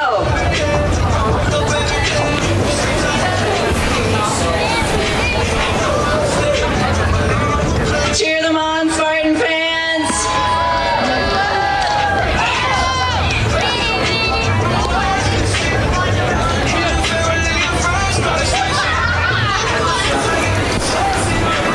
So we head to the top of the 4th inning, all tied up 1-1. I will turn over the play-by-play duties and the rally maker based on last night's game. Let's Connor hope, Moore. Jack. Let's hope. We'll look to have you with us in a little bit and hopefully have a different score, maybe a Spartan lead. Who knows? My daughter and I are going over to the Relay for Life for the American Cancer Society on the track just over the right field fence. As my daughter, a cancer survivor, we're going to walk a few laps as a worthy cause over there. Absolutely. Great cause, as you mentioned, and an awesome sight to see. Tampa community doing fabulous things. So it's hot out. It's sunny. Yes, it is. There it is. All right, we'll see you in a little bit. Sounds good. Here we go. James Reynolds now facing Meehan. Meehan struck out in the 2nd inning in his 2nd at-bat. Top of the 4th inning, 1-1 ball game. And the first pitch from Reynolds. Outside for a ball. Sunglasses, Debbie? Yeah. I would bring them just to be safe. You want your Sprite or beer?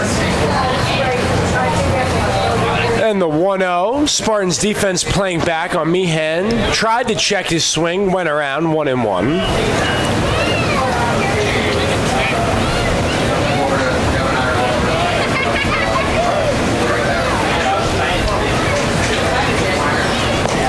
Cut and a miss. 1-2. Going with the fastball. James Reynolds operating with his 50th pitch of the ball game.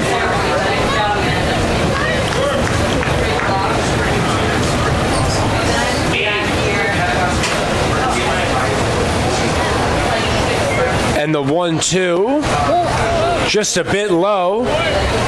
Reynolds 5 strikeouts through 3 innings.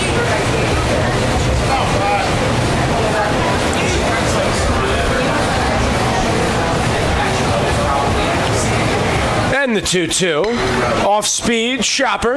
Earhart there. Fields throws Aliwine for the 4-3 ground out. 1 up, 1 down for the Tars. Now batting the designated hitter, Cameron Montgomery.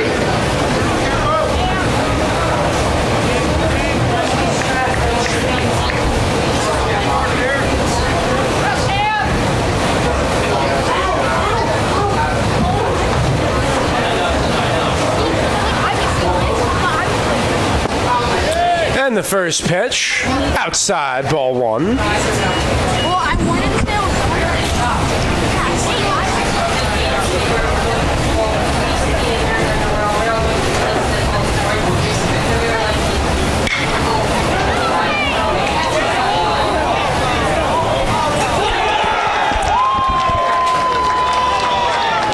Cameron Montgomery with the long solo shot to straightaway center field, and the Tars take a 2-1 lead in the top of the 4th inning. Home run number 8 on the season. His team leading 8th home run on the year, taking the fastball on the inner portion of the plate for a ride, and the Rollins up 2-1. Now batting the left fielder, Nick Santucci.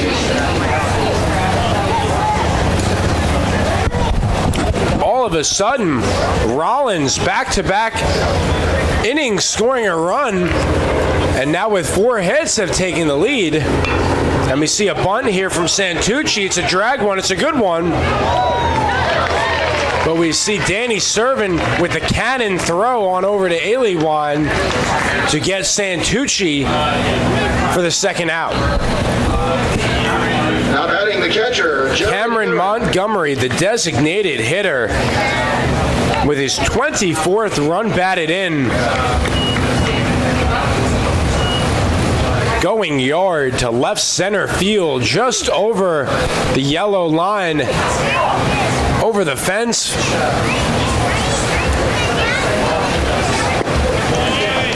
Countering Alec Aliwine's home run for the Spartans back in the 2nd inning.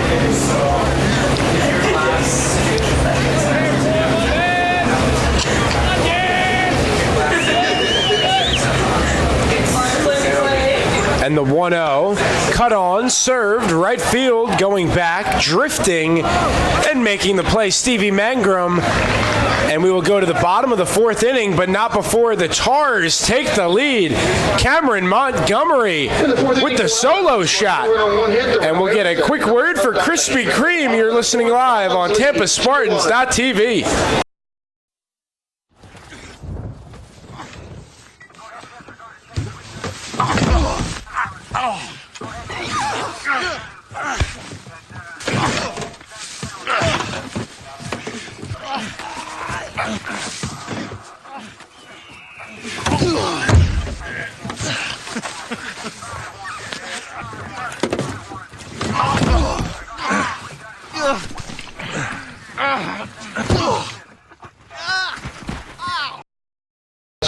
Welcome back, Tars and Spartans in an Inner Sunshine State Conference clash. It's the middle game of 3. The series finale will take place 45 minutes after the conclusion of this game. Connor Moore, glad to have you with us as we got ourselves a ball game.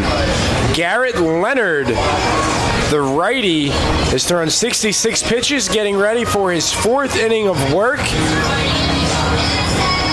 And he will face Nick Durr, Alec Aliwine, and Stevie Mangrum here in the bottom of the 4th inning.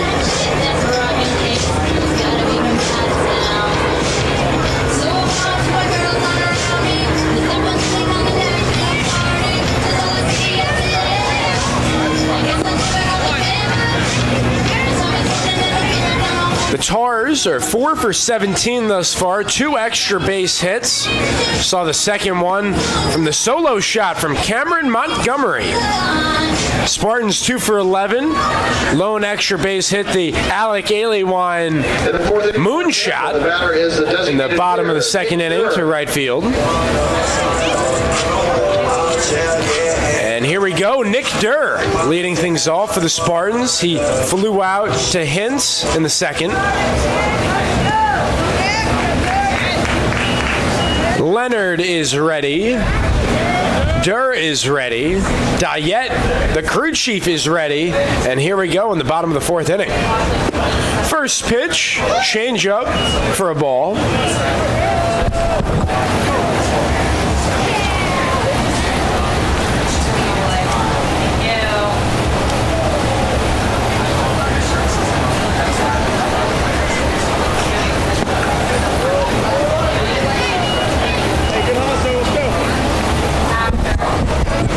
Favorable count for Nick Durr, ahead 2-0. The Spartan designated hitter tonight. And now 3-0. So Leonard has already issued 3 walks. Off to a rocky start to start the bottom of the fourth inning.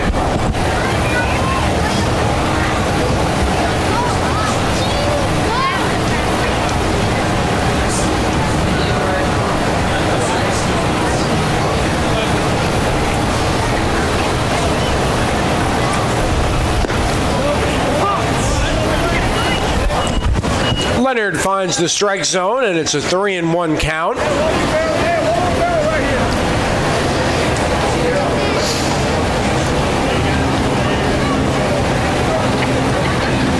And the payoff pitch. Slider, outside corner, 3-2, full count.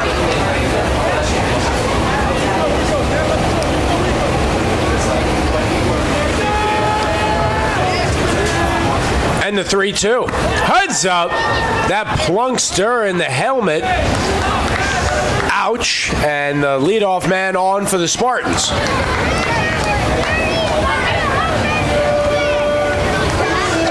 Nick Durr, tough, competitive gamer, fights it off, trots over to first base. And the home run hitter thus far for the Spartans, Alec Aliwine, stepping up to the dish.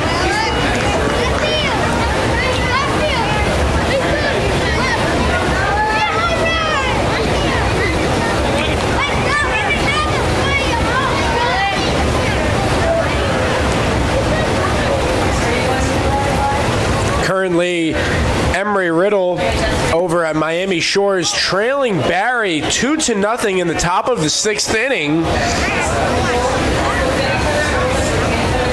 Mention that the Spartans at 14-8 trailed Emery Riddle by 1 game. So if they were able to win today and the Buccaneers defeat the Eagles in the first game, they would be tied. Of course, both teams have a second game today to conclude the series in the doubleheader finale.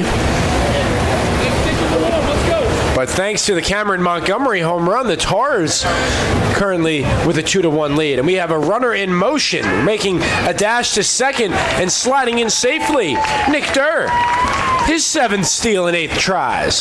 So Joe Urshow pushing the correct buttons. And the Spartans, with nobody out, have a runner standing at second base. That represents the tying run.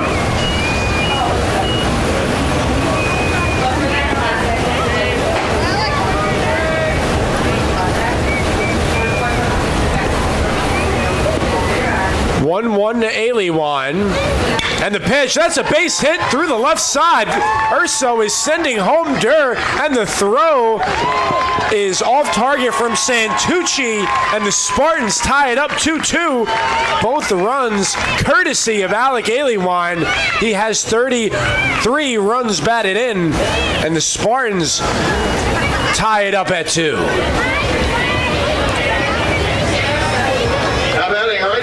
Stevie Mangrum. Alec Aliwine has 2 of the 3 Spartan hits, and he has made the most of both of them. Single-handedly keeping the Spartans in this game offensively. Stevie Mangrum walked in the 2nd inning, gets his 2nd at-bat in the bottom of the 4th.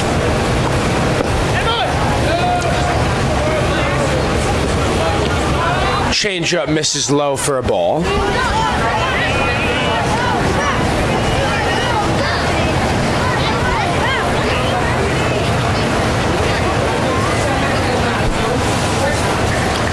Barley Wine leads off first. Leonard fires. Curveball in there for a strike. Look at the challenge. 2-2, Spartans and the Tars. Connor Moore, glad to have you with us on the TampaSpartans.tv. As it is a 2-1 count now, and with 77 pitches for Garrett Leonard, head coach for the Tars, John Sjogren, has some movement now in the bullpen.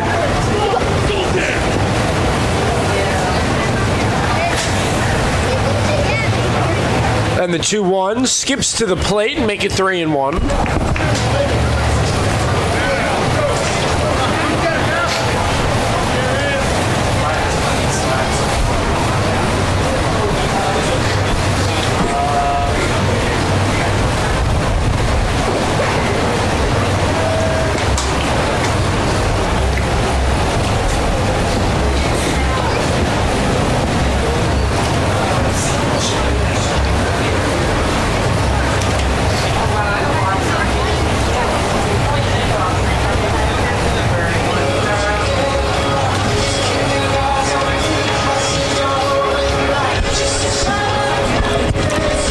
At the mound between Jared Herron, Garrett Leonard, and assistant coach Patrick Sherba will now be broken up by RJ Dyatt.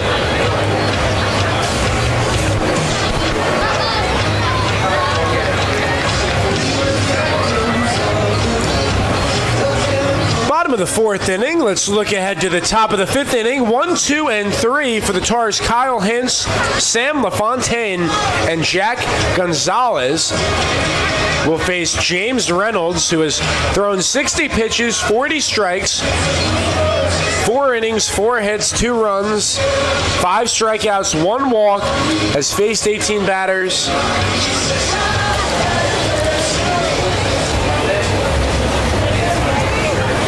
And the at-bat will resume. It's a 3-1 count. Stevie Mangrum already has walked once.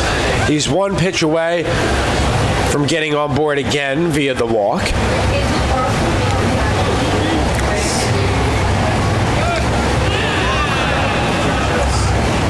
And the 3-1. Sky-high pop-up. Second base, LaFontaine battling the sun. Makes the catch for the first out of the bottom of the fourth inning. That'll bring up Nick DeTringo. Now batting the shortstop, Nick DeTringo.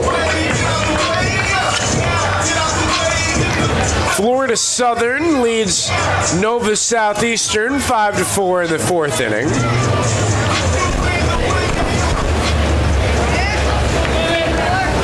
DeTringo flew out to Meehan in the second inning.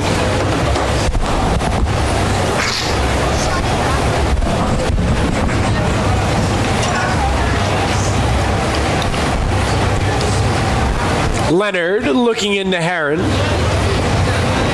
Sets. Fires.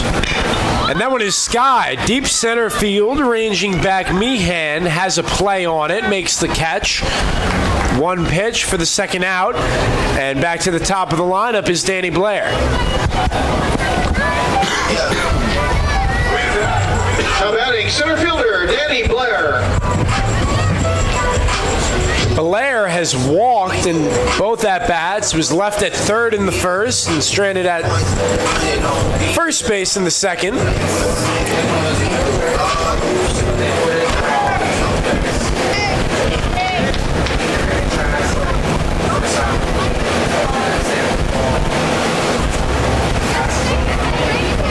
And the pitch skips to the plate for a ball.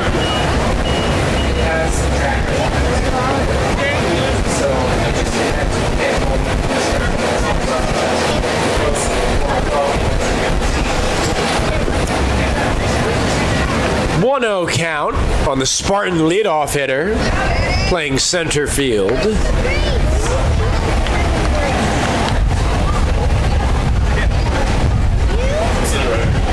The 1-0. Fastball at the knees for a strike. Jack mentioned the Relay for Life currently going on at Pepin Stadium. Nice crowd over there as we have here at the UT baseball field. Thanks for tuning in. Glad to have you with us. Connor Moore calling the action on TampaSpartans.tv. And how about this, ladies and gentlemen? Alec Aliewine moving the puppies to steal second base. And for Alec, that is now his 4th stolen base in 6 tries. And with 2 outs, Spartans aggressive on the base pass. And for Blair, a base hit, and Tampa could retake the lead.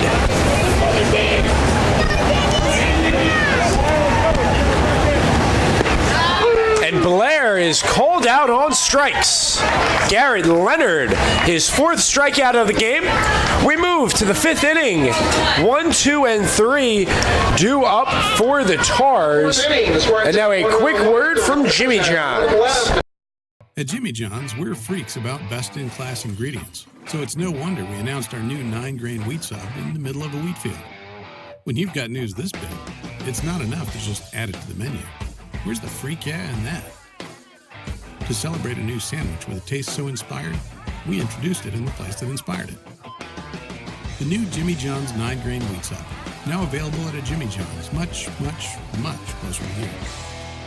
Wheat yeah?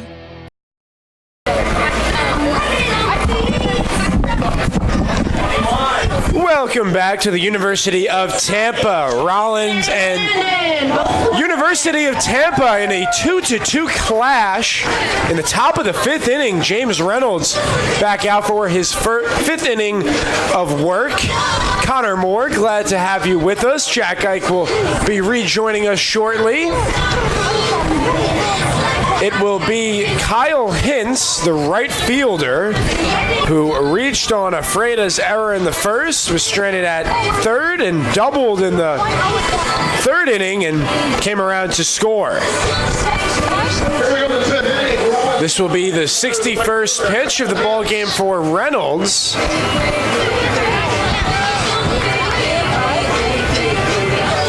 No action in the Tampa bullpen, so James Reynolds getting a full pitching performance in tonight.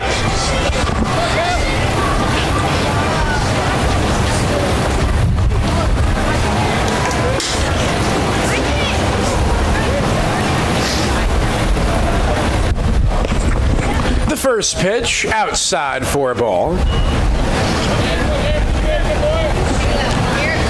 Taking a look at this environment, a lot of youths in attendance sporting their Little League jerseys, and mentioned to start the game when the Spartans took the field, a lot of youngsters ran out with the Spartans, encouraging and positive spirit. The University of Tampa playing the game the right way, as it's a 2-1 count on the Tar leadoff hitter.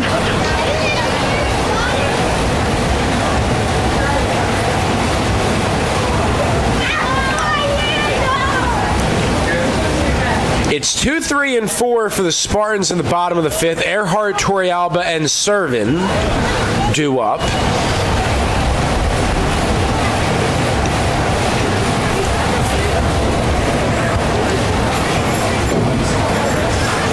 Long stare from Reynolds into Servin.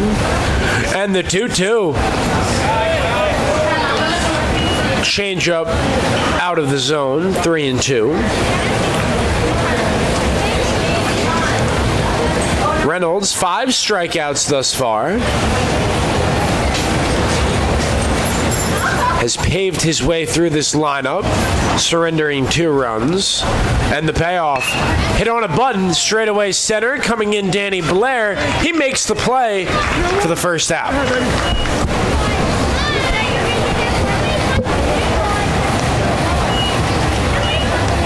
Now batting second baseman, Sam LaFontaine.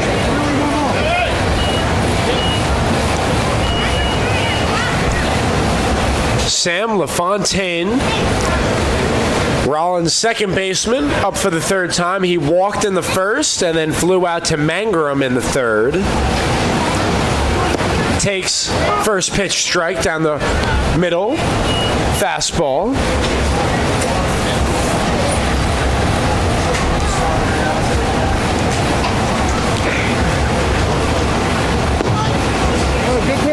Fastball below the knees for a ball, 1-1.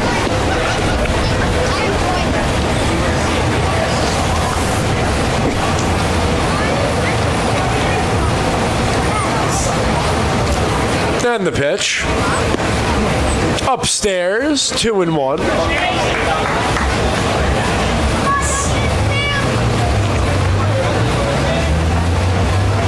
And digging back in there is LaFontaine. Defense playing back in the infield. Healthy cut. Swings over that one, 2-2.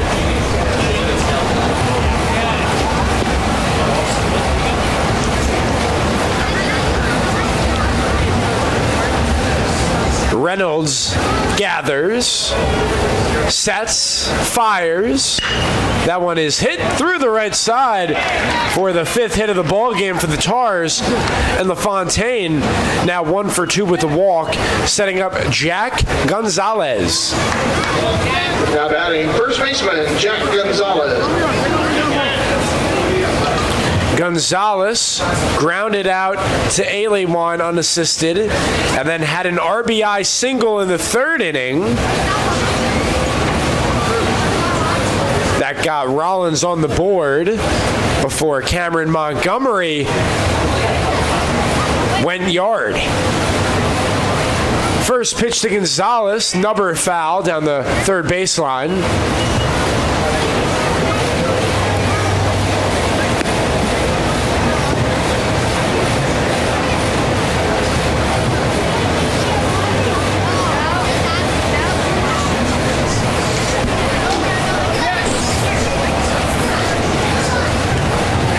Pitch number 72 for James Reynolds coming forward.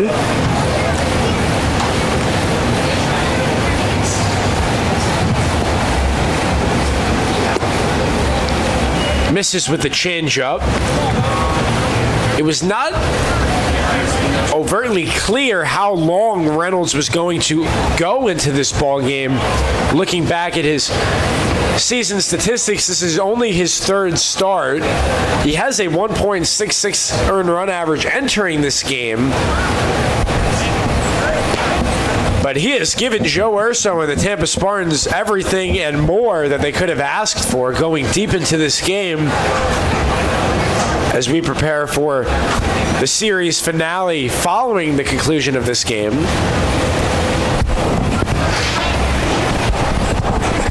Mentioned the Spartans trailing Embry-Riddle by 1 game in conference standings. They are the number 1 team, however, in the South region.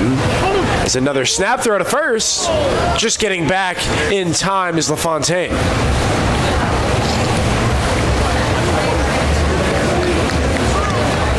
Travis Carlson was close to calling LaFontaine out there. It was a nice pickoff move that time by Reynolds. Here it goes again.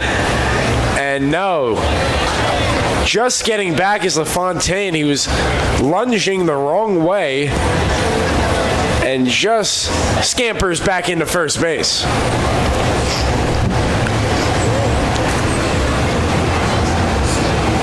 And the 1-1 from Reynolds outside for a ball.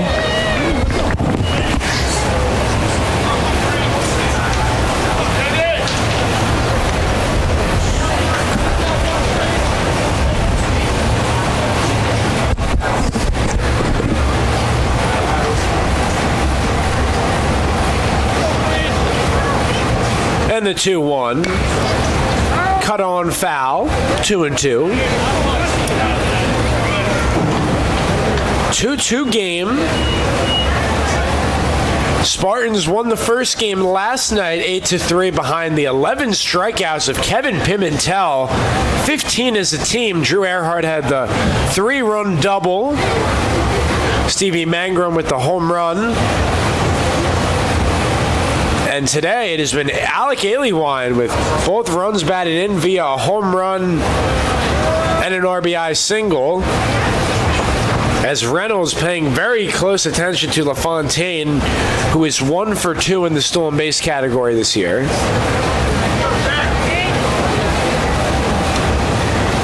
But the lead run is looming at first base as Gonzalez fouls it out of play.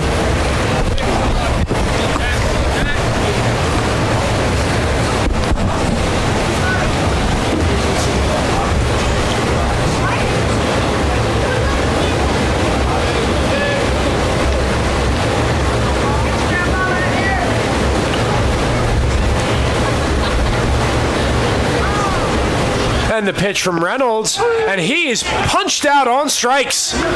James Reynolds with his 6th strikeout, and the emphatic call by R.J. Diet. Now batting third baseman Luke Reedy. Luke Reedy, he had 3 hits across 4 plate appearances last night, struck out looking in the first, and singled in the third. Gets his 3rd at-bat.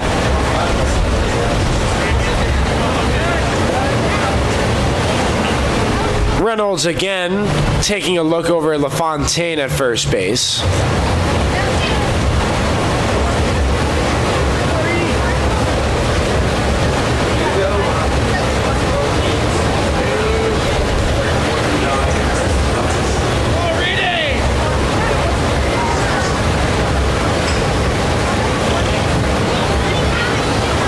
And the pitch, watch out, up and in, fastball for a ball.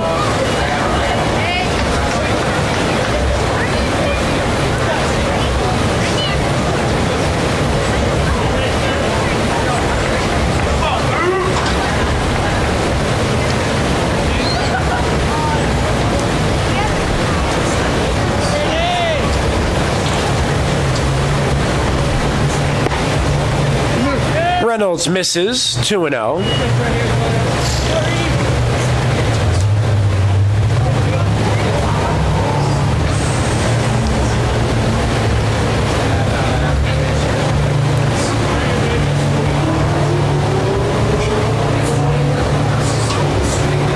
Long pause by Reynolds, misses high, and it's 3-0 all of a sudden on Luke Reedy.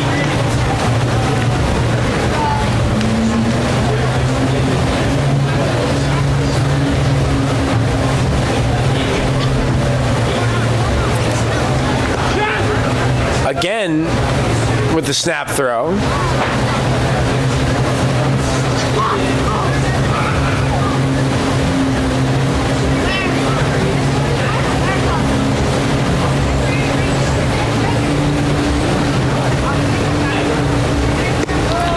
And 4 pitches, 4 balls, and the Tars with 2 outs have 2 on. And now action in the Spartan bullpen. 2 arms head on over there. And here comes Sam Militello to have a word with James Reynolds. We'll take a quick word from Embassy Suites. You're listening live on TampaSpartans.tv. Whoever said that less is more or less mathematically challenged. Less isn't more, it's less. And the only thing more than more is a lot more, which is exactly what I get at Embassy Suites. More space. More downtime. More family time. More me time. More me time. More me time. Because the more I have, the more I have to have more. More room, complimentary drinks, free breakfast. Embassy Suites Hotels.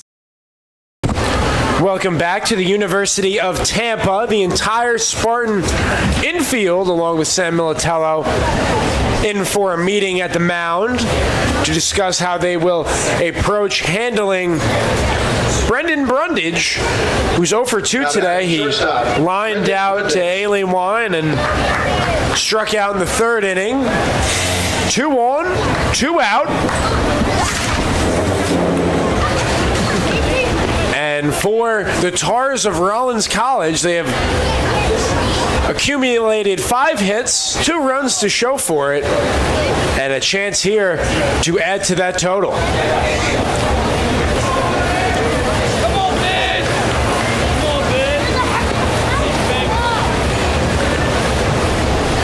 Following the meeting, Reynolds is ready. Swinging away, Brundage for a strike.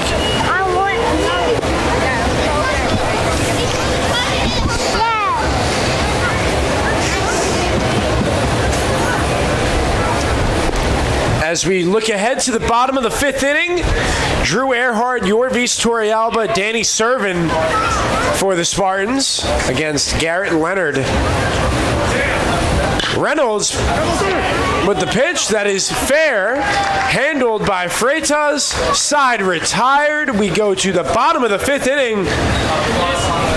2-2, Tars and Spartans on TampaSpartans.tv. And now a word from Rollins College.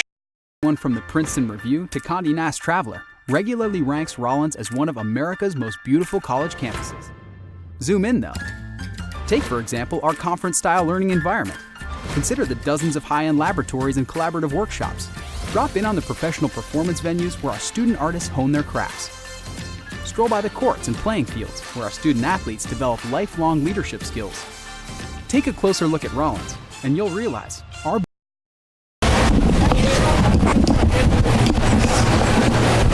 Welcome back to the University of Tampa. Pitcher 31. Got ourselves a pitching change for the Rollins Tars. Whit Drennan, Southpaw senior from Nashville, Tennessee. Hope John Paul II was his previous school.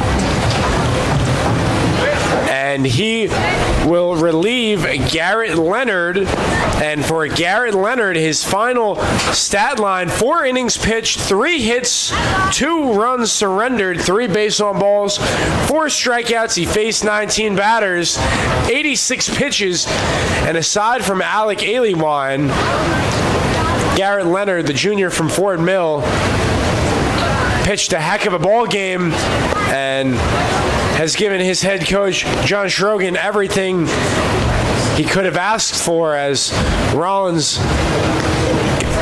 tied up with the Spartans on the road. But for Whit Drennan, this will not be an easy task. He's facing the heart of the Spartan lineup. Last night's hero, Drew Earhart, who had a 3-run double, will lead things off. He has struck out in both plate appearances thus far.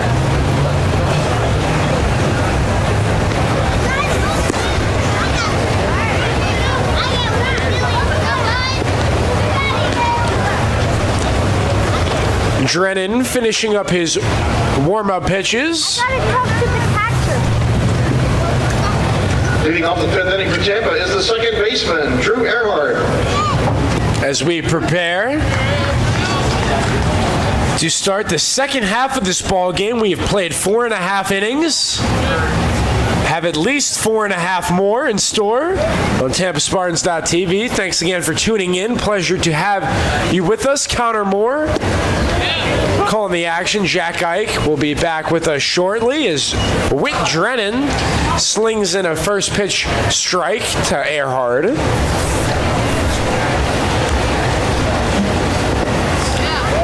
Goes with the off-speed pitch inside for a ball.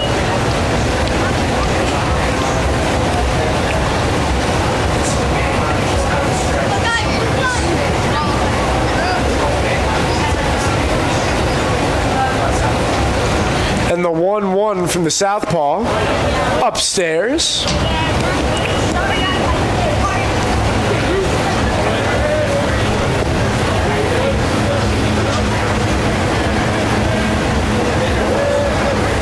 Now 2-1, make it 3-1. Spartans would love to get the leadoff hitter on board.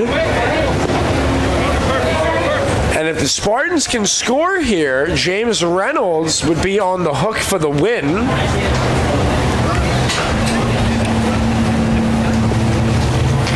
And the 3-1, Drennan right down Broadway for a strike, full count.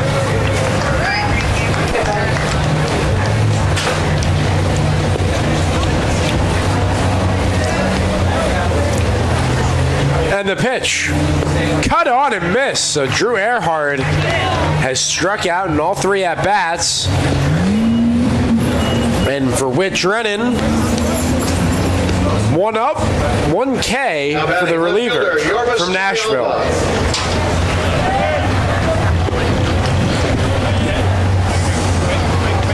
Yorvis Torrealba stepping up to the plate.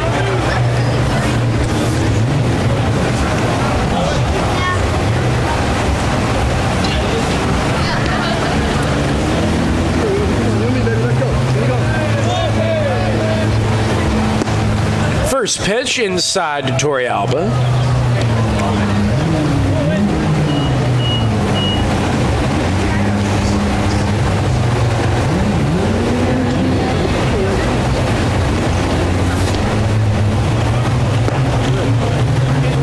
Two and 0.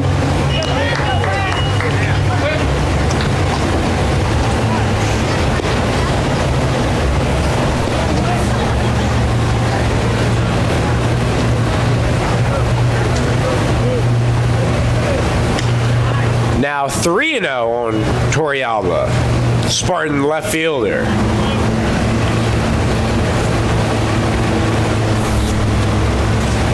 Looking at the statistical breakdown, 5 hits and 21 at-bats for the Tars, 3 for 16 for Tampa.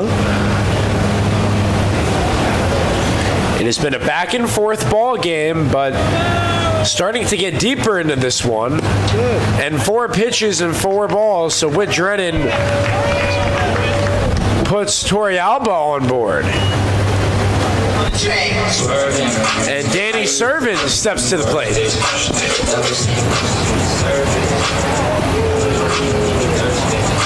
Now batting the catcher, Danny Servin.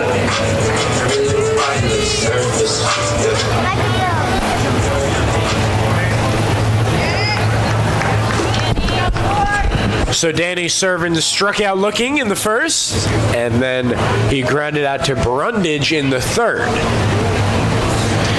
Entering the game, Danny Servin, 367 hitter, 54 hits, 10 doubles, 4 home runs, 38 runs batted in. Torrealba has already stole 1 base this game, 14 now on the season.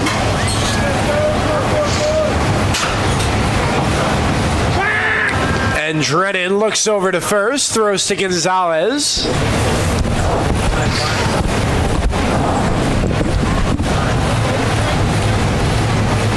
And the 2 Spartans that were warming up now take a seat. And Joe Urso has the luxury of making a pitching change if he chooses to do so. 1-1 count on Danny Servin, Spartan catcher.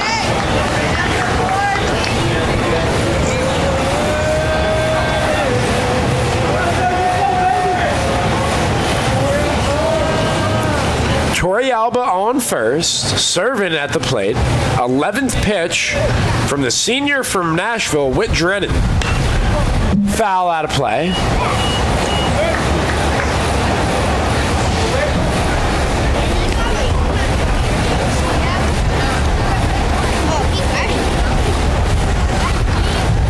One, 2 is the count.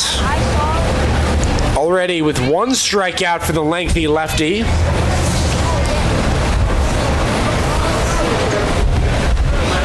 With Drennan, he stands at 6'7". Pickoff throw to first to take a look at Torrealba.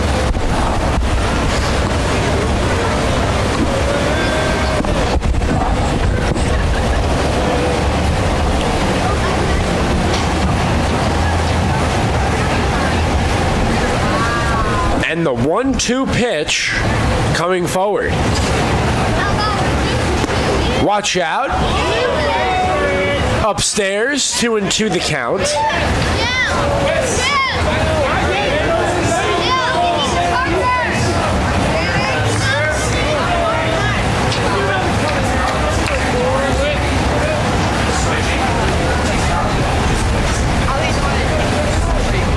Imperative stage. Torrealba in motion. He's dashing to second, and he makes it in safely. So Torrealba showing off the wheels. 2 steals today, and he's at 15 on the season in 18 attempts. And the Spartans a base hit away from potentially retaking the lead.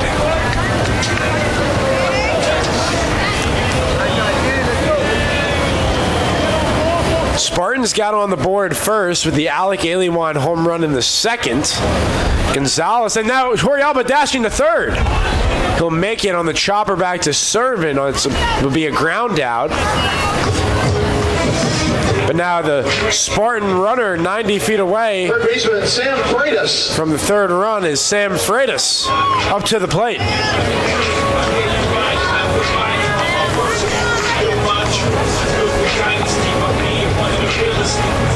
Reminder, about 45 minutes following the conclusion of this game will be the series finale in the second of the doubleheader.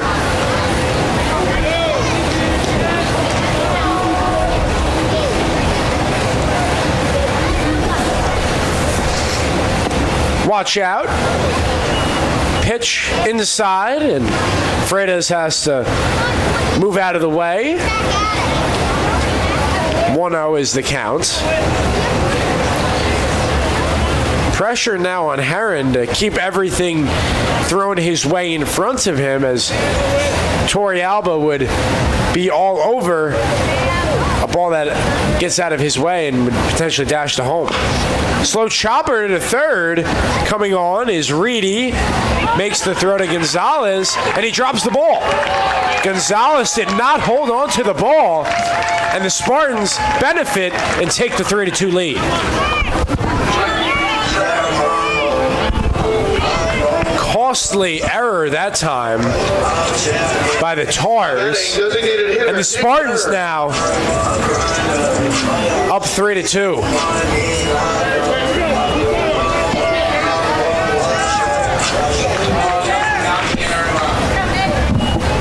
It will be an unearned run scored by the Spartans, who now lead 3-2.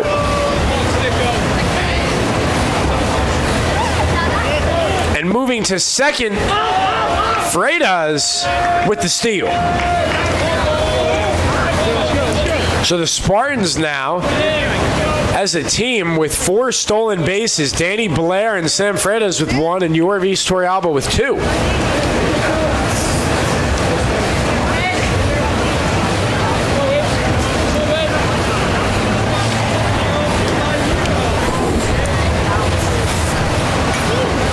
And the pitch.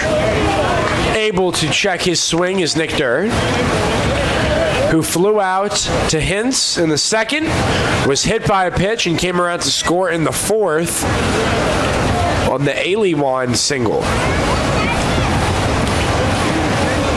But with Freitas at second, Nick Durr can add an insurance run for the Spartans. 2-1 the count.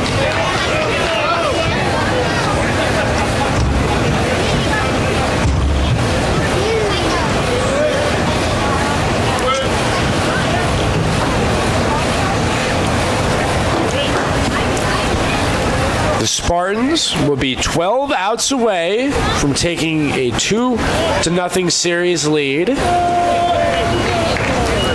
James Reynolds in line for the victory if the score holds still.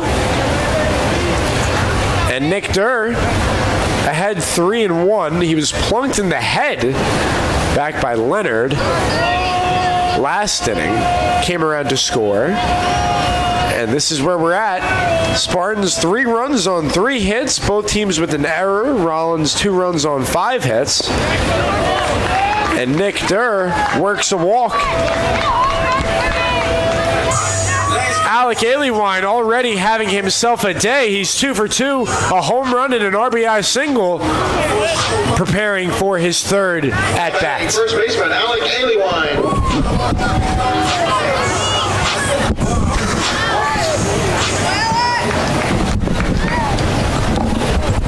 Southpaw on southpaw action at the University of Tampa baseball field. We have some drama brewing. It is 3-2. Tampa, bottom of the 5th. Aliwine crushes that, and that's a base hit. Alec Aliwine is 3 for 3, and he now has 3 runs batted in. Alec Aliwine putting on a show. Spartans lead 4-2. Freitas scores. Durr goes from first to third. And the Spartans coming alive. Stevie Mangrum next up.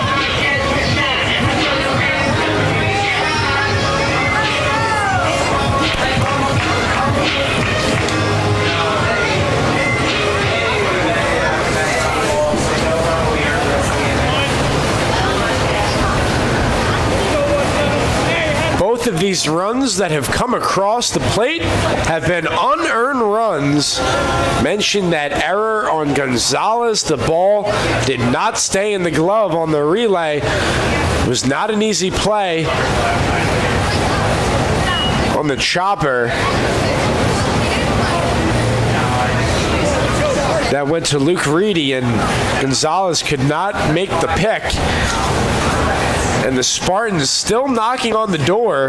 Runners on the corners, 2 outs.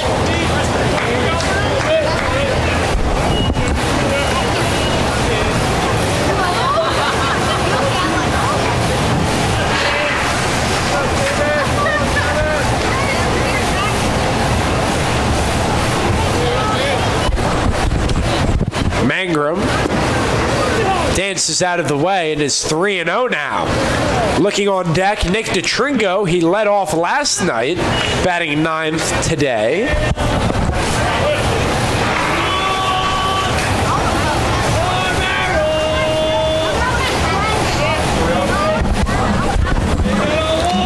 And now for Whit Drennan, just trying to find the strike zone to avoid loading the bases.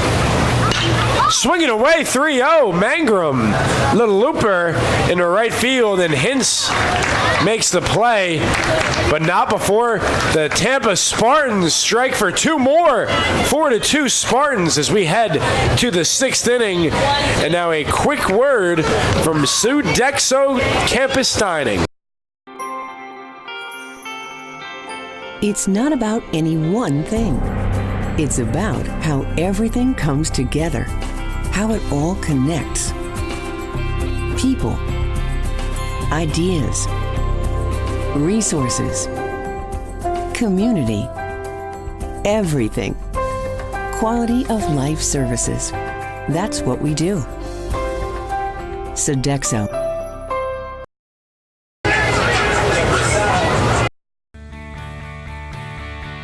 This is the University of Tampa.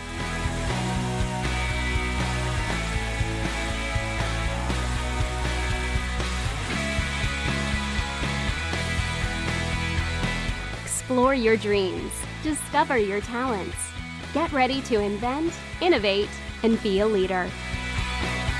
This is the University of Tampa.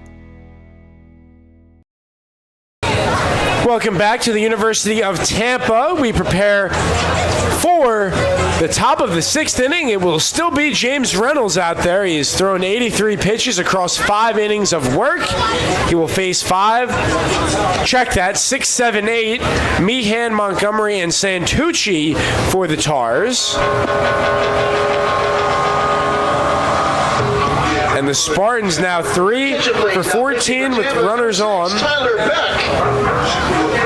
Check that. It is Tyler Beck coming in relief. Late addition to the bullpen. It is James Reynolds. Night will conclude 5 innings pitched, 5 hits, 2 earned runs, 2 walks, 6 strikeouts, surrendered a home run to Montgomery and a double.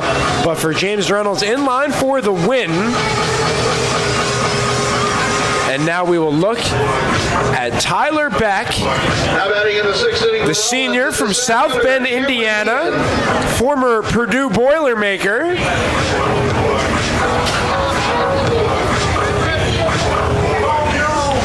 Meehan struck out in the 2nd and grounded out to Earhart in the 4th.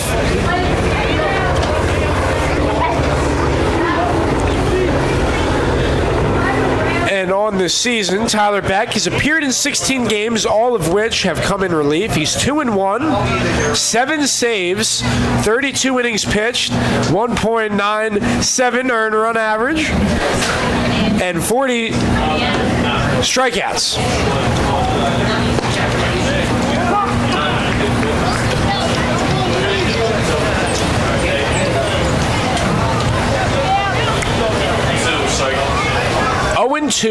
Two quick strikes from Beck. Sets, fires, misses outside.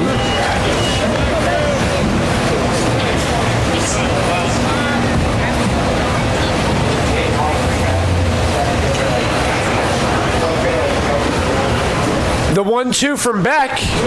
Slider gets him swinging. Meehan goes down for the second time. And the 7th strikeout for the Tampa Spartans.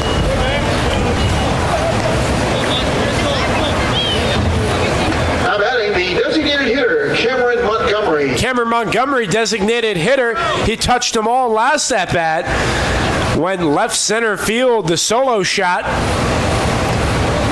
And at the time, that gave Rollins a temporary 2-1 lead.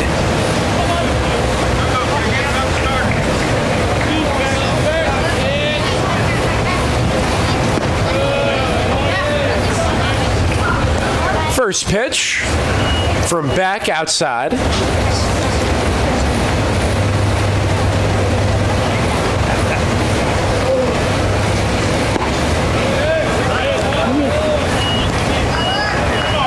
And now 2-0.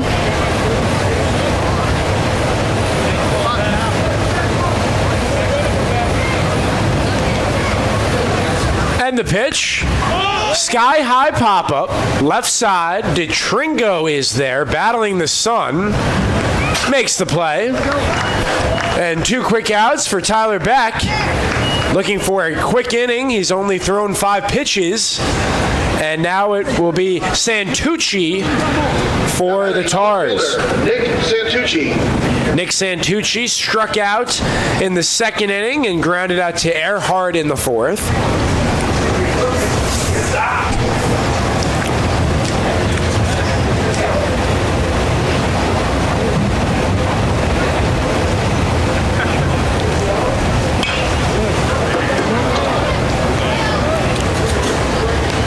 In other news, taking a look at scores across the conference, the Spartans mentioned they were 1 game behind Emory-Riddle.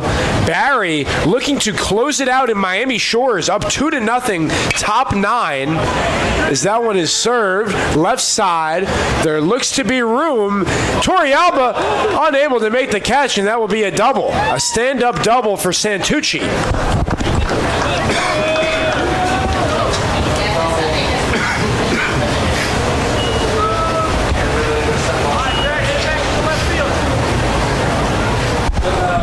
Well, 3 Spartans were over there. It was Torrealba, DeTringo, and Freitas.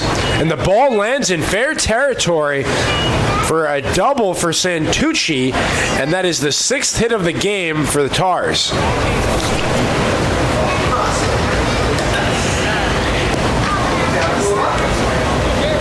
So the doubleheader finale in the 3rd game of this series could determine who is the leader in the conference standings.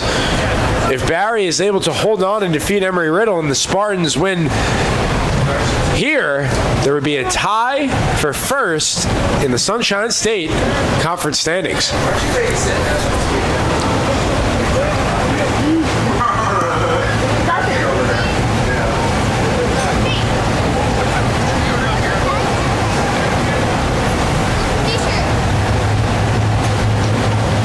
And the 10th pitch from Tyler Beck on its way. Slider, outside corner for a strike. A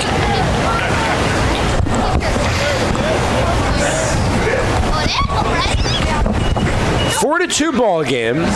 The Spartans are 10 outs away from the win.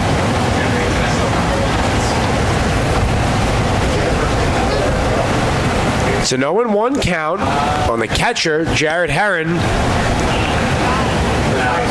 Herron, he grounded out to DeTringo in the 3rd before flying out to Mangrum in the 4th.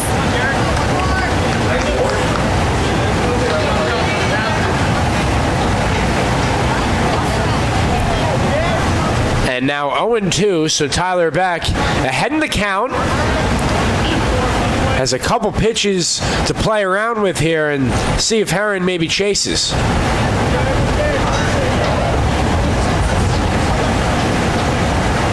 And the 0-2 coming forward on its way. Little chopper. Freitas there. Fields gathers the relay, and how about the pick from Alec Aliwine? The defense on display for the Spartans. And we head to the bottom of the 6th inning. 9-1-2 to Tringo, Belair, and Earhart due up for the Spartans. You're watching live on TampaSpartans.tv. And a quick word from Mr. Empanada. The beauty of the empanada is its simplicity.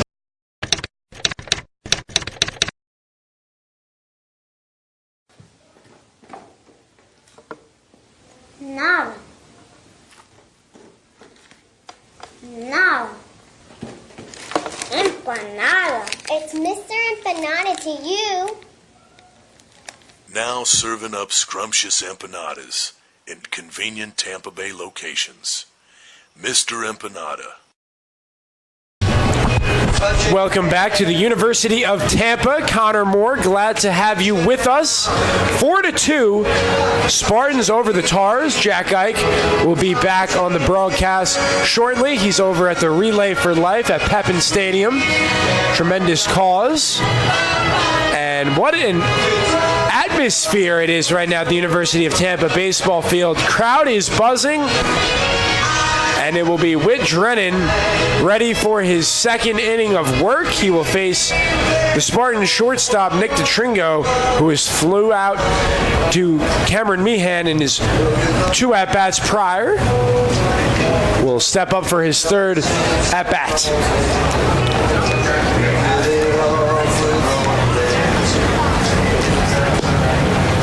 The Tars are 6 for 25, a 240 clip through 6 innings. 2 walks, they've struck out 7 times. They do, however, have 3 extra base hits, 2 for 10 with runners on, 1 for 8 with runners in scoring position, and 3 for 9 with 2 outs. The Spartans, through 5 innings, have a 4 for 20 clip. It has been Alec Aliwine who has mustered 3 of those 4 hits. Yorvis Torrealba with the other. However, most importantly, the Spartans have struck out 5 times. They've also walked 5 times. So the plate discipline and the patience at the dish getting the job done for the Spartans.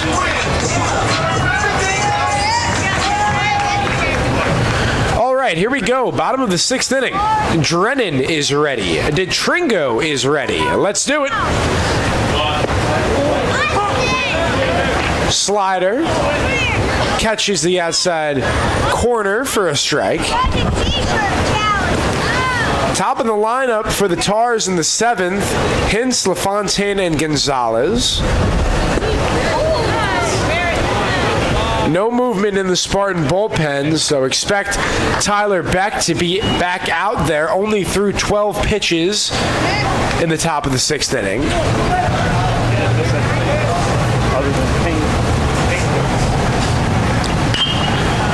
DeTringo skies one out of play.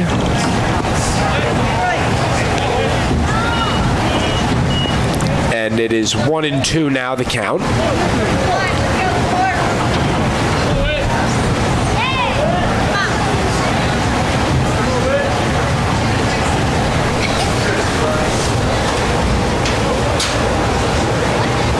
And the pitch. DeTringo spoils it. Foul towards the Rollins dugout.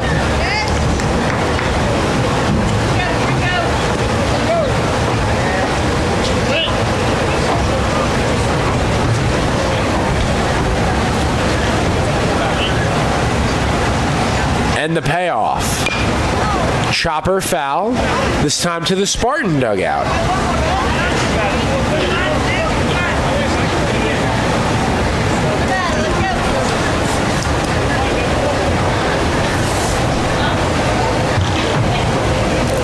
The score has gone final in Miami Shores. The Barry Buccaneers defeat the Embry-Riddle Eagles 2-0. And now Embry-Riddle entered the day in first place in the conference standings. Now the Spartans, with a win here, could tie for first. And of course, Barry and Embry-Riddle still have 1 game to play, as do the Tars and Spartans.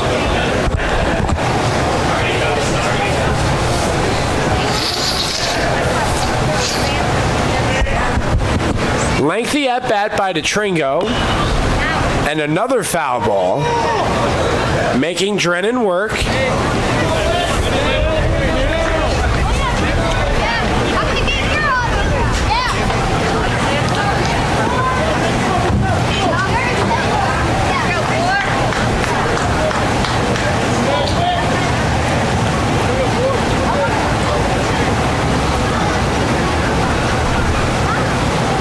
DeTringo takes a moment. Now back in the batter's box.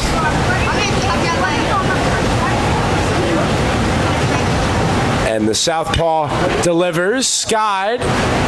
Medium center field. Ranging. Making the play is Meehan for the first out. Now batting center fielder number 9, Danny Blair. In other news, Nova Southeastern leading Florida Southern 7-5, heading into the 7th inning.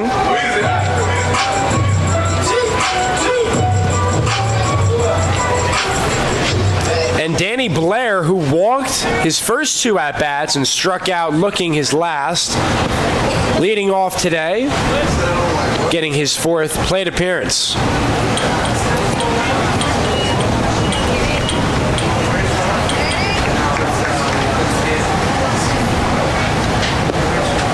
One and one to the Spartan center fielder.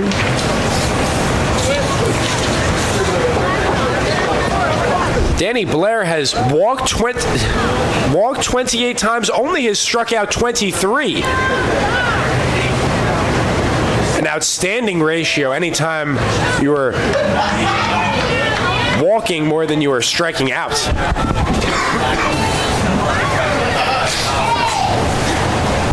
Now behind 1 and 2, lefty on lefty action, and for the second consecutive time, Blair has struck out looking. So he walked his first 2 at-bats and now has struck out the following 2. Now batting second baseman number 2, Drew Earhart. Drew Earhart with 2 outs. Spartans lead by 2, bottom of the 6th inning. Top of the lineup coming up for Rollins in the 7th.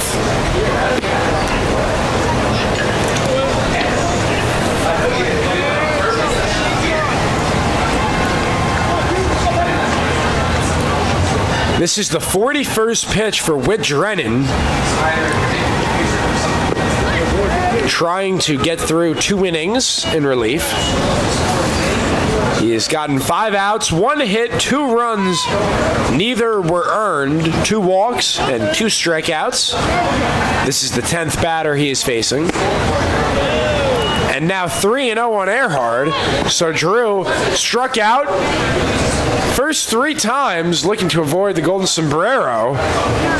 Ahead 3-0.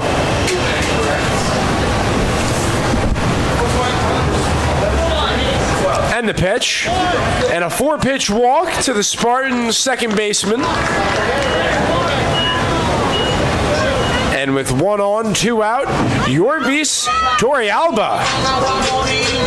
Now batting left fielder number 13, Yorvis Torrealba. Torrealba singled in the first, was stranded at second.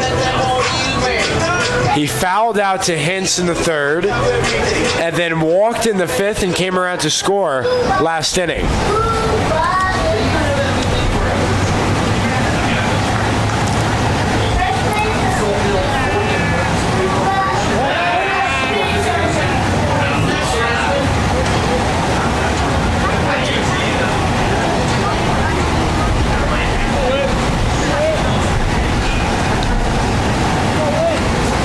Whit Drennan, long look into Jared Herron.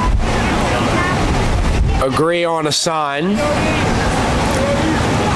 As Earhart leads off first. He's caught in between now.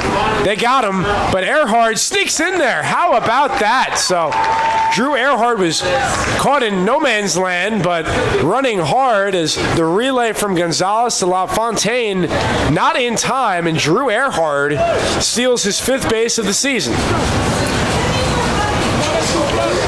And now Tampa has 5 stolen bases today, so the aggressive nature of the Spartans, wheels on display. And now a runner in scoring position for Torrealba. For Yorvis, he has 29's run batted in, looking to make it 30.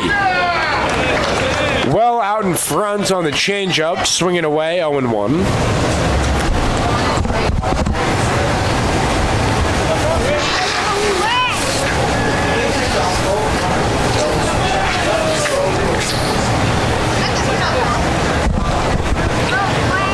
And the 0-1 from the senior southpaw catches the outside corner, and behind in the count now is Torrealba 0-2.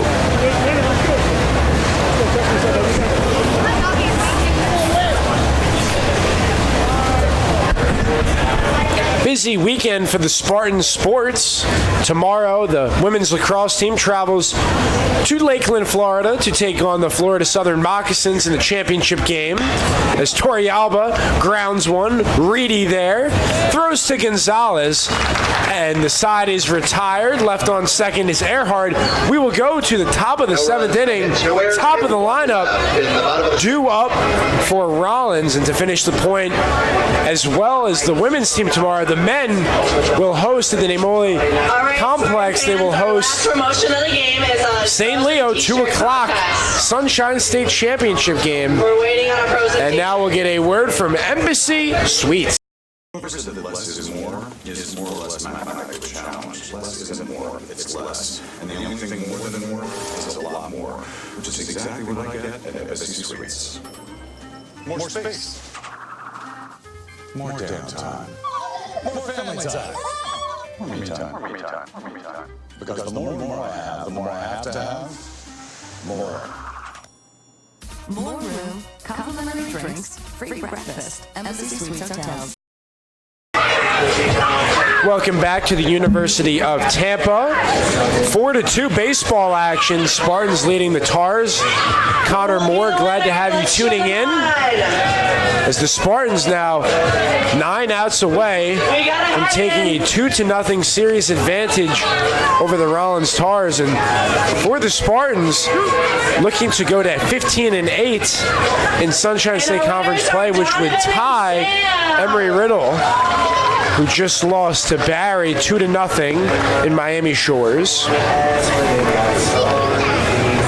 Kyle Hintz will get his 4th at-bat for Rollins. He reached on the Fred's error in the first, doubled in the third, came around to score, and he skied out to Danny Blair back in the 5th. So Hintz getting ready to dig back into the dish, and just moments away from starting the 7th inning.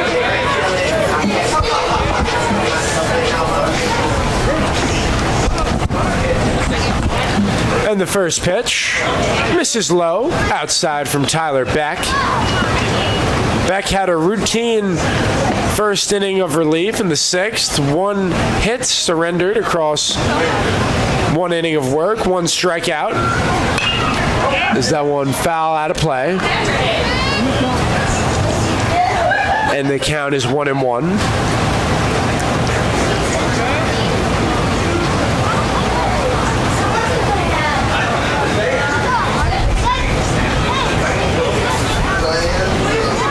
And the pitch upstairs, 2-1.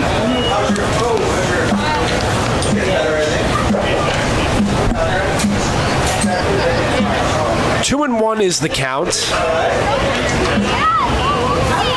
on the right fielder of Rollins. Now 3-1.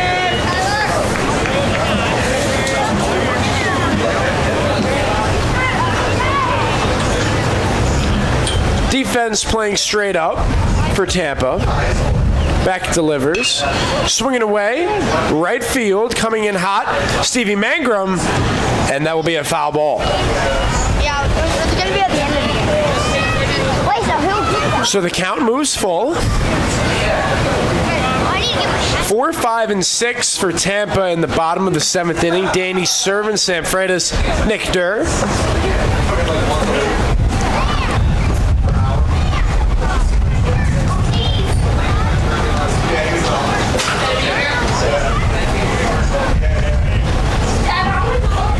Vital point in this ball game is the outs dwindling down for Rollins, and the full count will do it again as 2 straight foul balls by Kyle Hintz.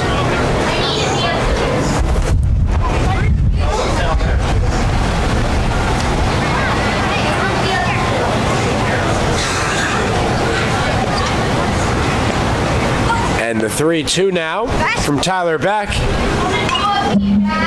Another foul ball, so Hintz not going down easily.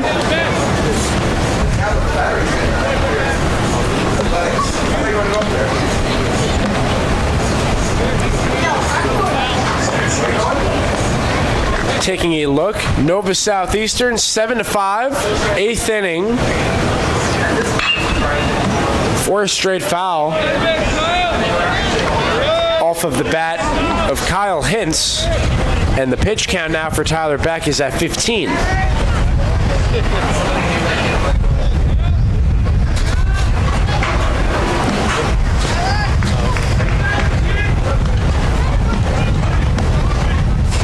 And the pitch, cut on and miss, got him swinging.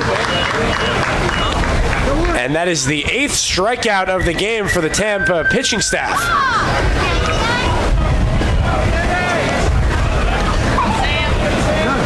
That will bring up Sam LaFontaine, who walked in the 1st, flew out to Mangrum in the 3rd, and singled in the 5th before being stranded at 2nd.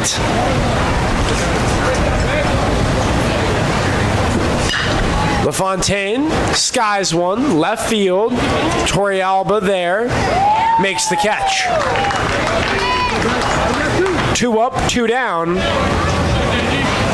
And the first baseman, Jack Gonzalez. His error in the 5th inning has been the difference, as that pick that he was unable to come up with led to 2 unearned runs coming across the board for the Spartans. And that's where we're at. 4-2 is the score.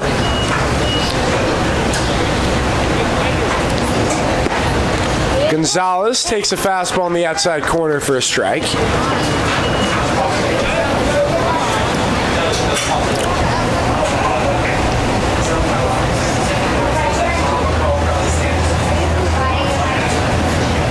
Cut on and missed. The real difference maker in this game has been the Spartans with runners in scoring position. They are 3 for 12 compared to Rollins 1 for 8 hitting with runners in scoring position. And the 0-2 just a bit outside as Gonzalez wisely takes 1-2 the count. Servin, Freitas, and Durr for Tampa in the bottom of the inning. Neither side has any action in the bullpen. And he is punched out. R.J. Diet brings up Jack Gonzalez, and we go to the 7th inning stretch live on TampaSpartans.tv. In the 7th inning, we head to the bottom. One from the Princeton Review to Condé Nast Traveler regularly ranks Rollins as one of America's most beautiful college campuses. Zoom in, though. Take, for example, our conference-style learning environment. Consider the dozens of high-end laboratories and collaborative workshops. Drop in on the professional performance venues where our student artists hone their crafts. Stroll by the courts and playing fields where our student athletes develop lifelong leadership skills. Take a closer look at Rollins, and you'll realize our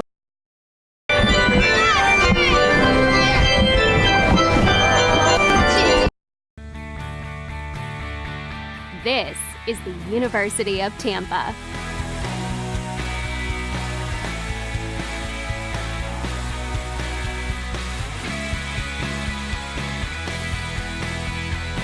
Explore your dreams. Discover your talents.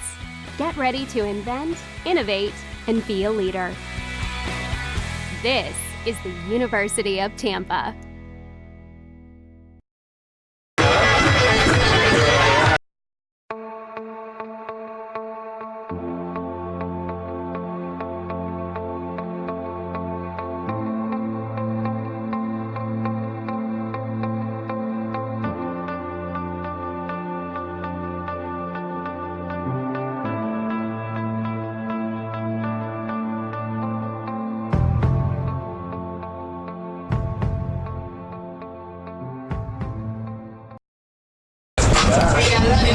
Welcome back to the University of Tampa. We go to the bottom of the 7th inning. Spartans lead the Tars 4-2. And it will be Danny Servin still looking for his first hit of the ball game, hitless in 3 previous at-bats. He will face Whit Drennan, the southpaw senior from Nashville, Tennessee, and his 48th pitch in relief, well outside the zone for a ball.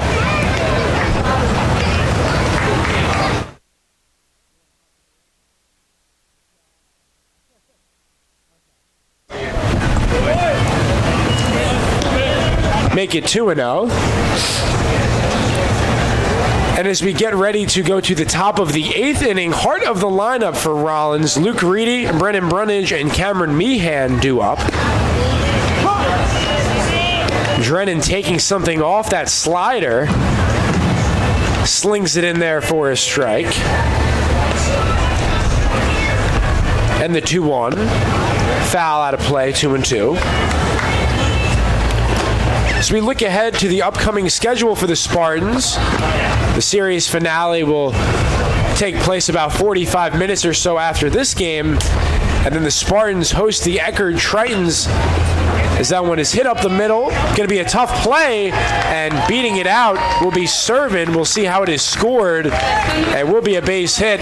Infield single for Danny Servin, and the 5th hit of the game for the Spartans. Just the second, however, for players not named Alec Aliwan. Now batting third baseman Sam Freitas. So 6 o'clock Friday is game 1 between the Tritons and Spartans. That'll be here at the University of Tampa baseball field. And the doubleheader will be a week from today, 1 o'clock, start time for game 1. And then the Spartans, a week from Friday, go to Florida Southern to conclude the regular season before preparing for NCAA South Regional play. The first pitch to Freitas, good for a strike.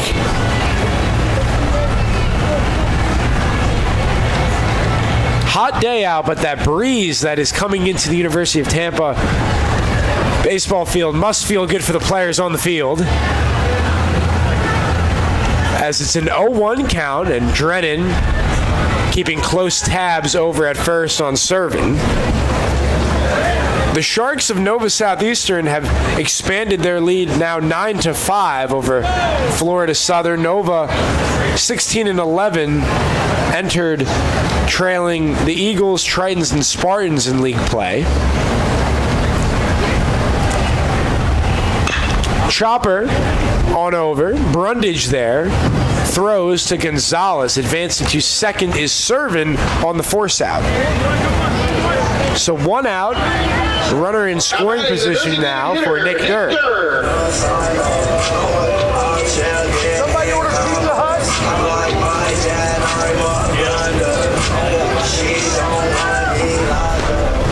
Still no action in the Spartan bullpen. 26 pitches through 2 innings of relief for Tyler Beck. Expecting to see him out there for the 8th inning. 1 on, 1 out. Slider in there for a strike to Nick Durr.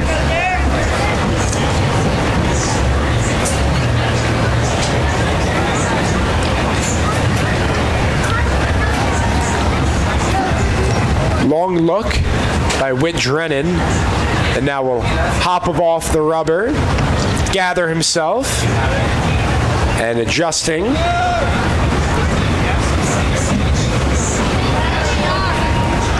Servin has a steady lead over there at second base. Danny runs well. Anything that escapes the infield, in all likelihood, would come around to score.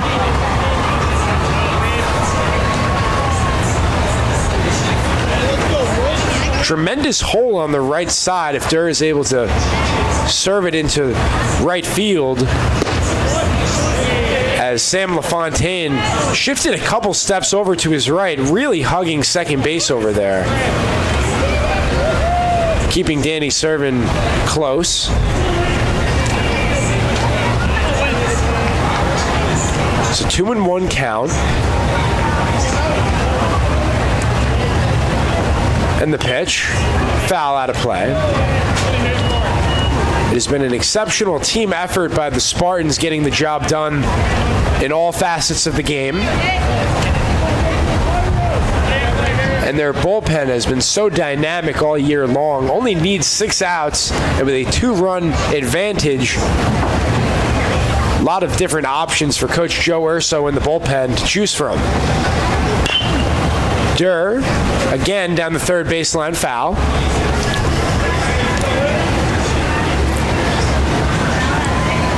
Couple arms getting loose in the Tampa bullpen.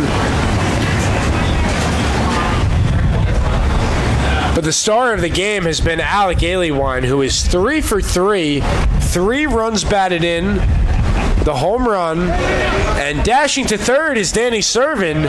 So now with 1 out, all of a sudden, a lofty fly ball from Nick Durr could be enough for a sac fly, and the Spartans looking to add on that insurance run.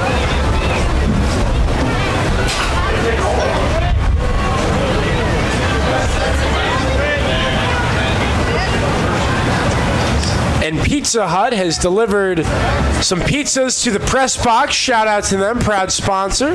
Pizza Hut making it great as Nick Durr is punched out on strikes. And that is the 7th strikeout of the game for the Rollins pitching staff. Now batting first baseman Alec Aliwine.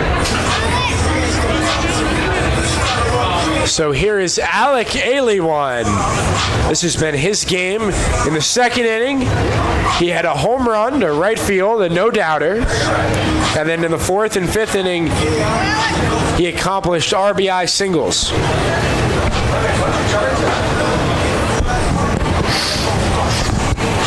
And we will have a meeting on the mound. It will be the assistant coach for the Tars, Patrick Sherba, coming to have a word with Heron and Drennan. And we will get a quick word from our proud sponsor, Jimmy John's. At Jimmy John's, we're freaks about best-in-class ingredients. So it's no wonder we announced our new 9-grain wheat sub in the middle of a wheat field. When you've got news this big, it's not enough to just add it to the menu. Where's the freak yeah in that? To celebrate a new sandwich with a taste so inspired, we introduced it in the place that inspired it. The new Jimmy John's 9-grain wheat sub, now available at a Jimmy John's, much, much, much closer to you. Wheat yeah?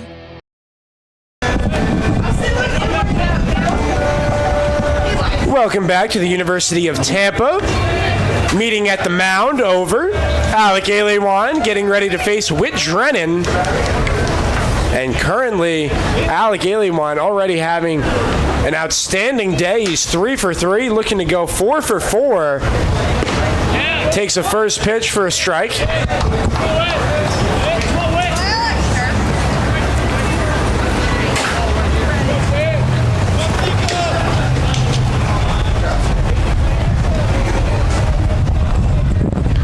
Southpaw on southpaw action here. And that run at third base, Danny Servin looming large for Tampa. If they are able to bring him home with 2 outs, Alec Aliwine looking for the exclamation point. That would help a great deal as the Spartans 6 outs away from taking a 2-0 series lead.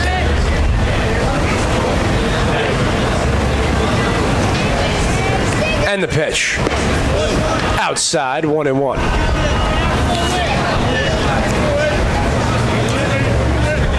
Spartans only hitting .192 today, 5 for 26. They had 6 walks last night, another 6 today, and we're only in the bottom of the 7th inning. Aliwine fouls it out of play. The Spartans have done a tremendous job with the attention to detail, playing high continuity baseball. Joy to watch this team continue to dominate game after game.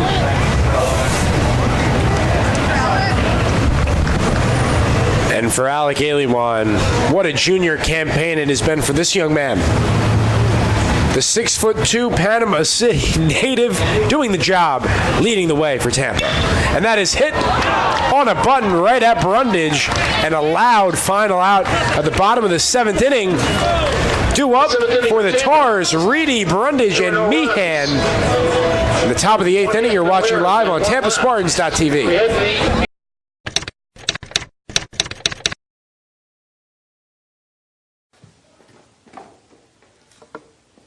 Nada. Nada. Empanada. It's Mr. Empanada to you. Now serving up scrumptious empanadas in convenient Tampa Bay locations. Mr. Empanada.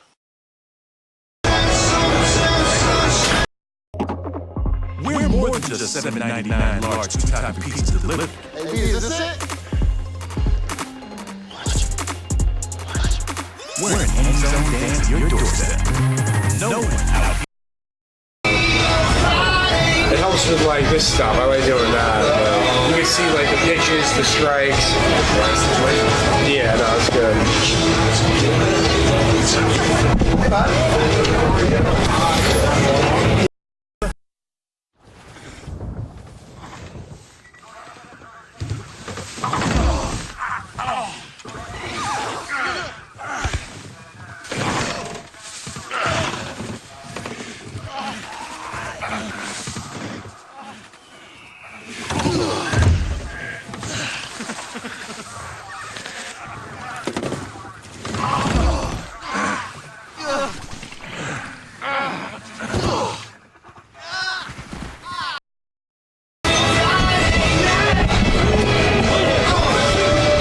Back here at the University of Tampa, 4-2 Spartans over the Tars. The 8th inning for Rollins is the third baseman, Luke Reedy. Luke Reedy will get his 4th plate appearance. Struck out looking in the 1st, singled in the 3rd, and worked the base on balls back in the 5th.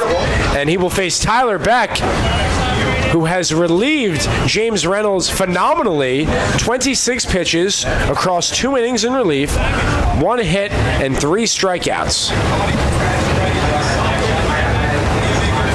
And Beck, the filthy off-speed slider, in there for a first pitch strike.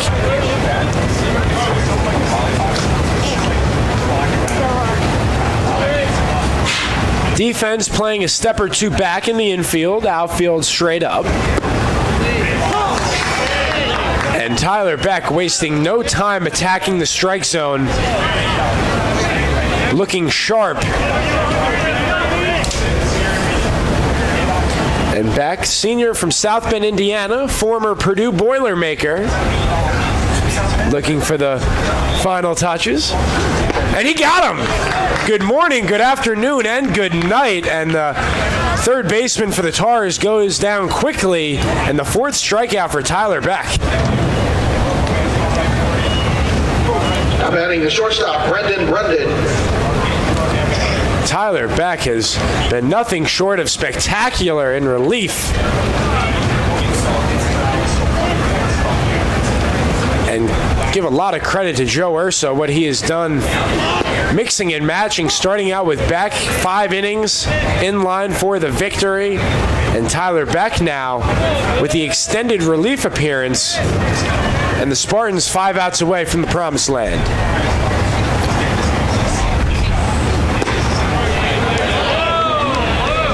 And it is a 1-1 count.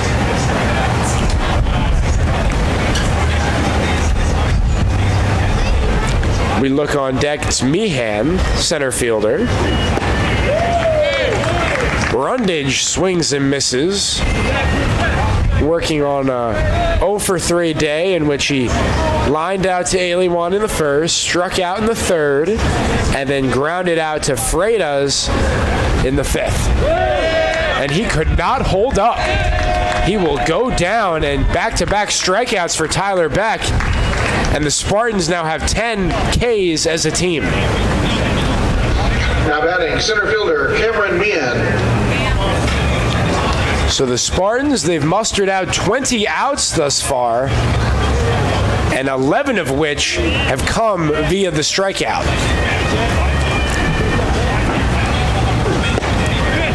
healthy cut that time by Meehan. Swings through it for a strike.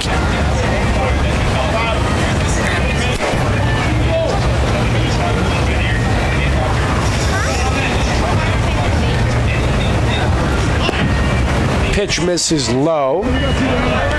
Checking in Florida Southern, Nova Southeastern. It's a 9-5 score. Bottom of the 8th inning. Nova leading. And the 1-1 from Beck. Slow chopper. Freitas is there. Fields throws across the diamond. And it's a 5-3 ground out. 1-2-3 inning for Beck. We go to the bottom of the 8th inning. 8-9-1. Mangrum, DeTringo, and Blair due up for the Spartans live on TampaSpartans.tv. At Jimmy John's, we're freaks about best-in-class ingredients. So it's no wonder we announced our new 9-grain wheat sub in the middle of a wheat field. When you've got news this big, it's not enough to just add it to the menu. Where's the freak yeah in that? To celebrate a new sandwich with a taste so inspired, we introduced it in the place that inspired it. The new Jimmy John's 9-grain wheat sub, now available at a Jimmy John's, much, much, much closer to here. Wheat yeah? He was like genuinely mad though. He was like Whoever said that less is more or less mathematically challenged. Less isn't more, it's less. And the only thing more than more is a lot more, which is exactly what I get at Embassy Suites. More space. More downtime. More family time. More me time. More me time. More me time. Because the more and more I have, the more I have to have more. More room, complimentary drinks, free breakfast. Embassy Suites Hotels. No, it's great. Tell him he can't do that. I yelled the player. Why can't I yell at him? Yeah, right. He said I counter-convicted. Yeah, right.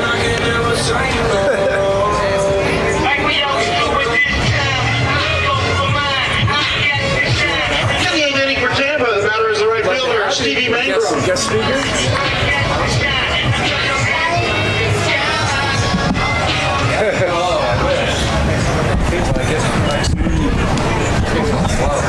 Back live here in Tampa, Florida. Leading off, Stevie Mangrum. Stevie homered to right center last night to electrify the crowd. He's currently 0 for 2 today with a base on balls. And he's facing Whit Drennan, who is in his own right pitched a lengthy relief outing. 67 pitches it has been for Whit Drennan, and now 3+ innings of work. And the 1-1 serve foul out of play.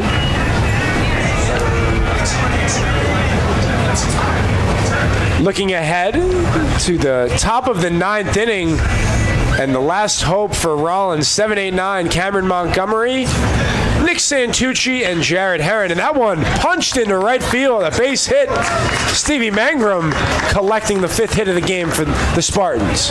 Check that now at 6 for Tampa. So both teams with 6 hits. Now batting shortstop, Nick DeTringo. And Nick DeTringo now looking to get his first hit of the game.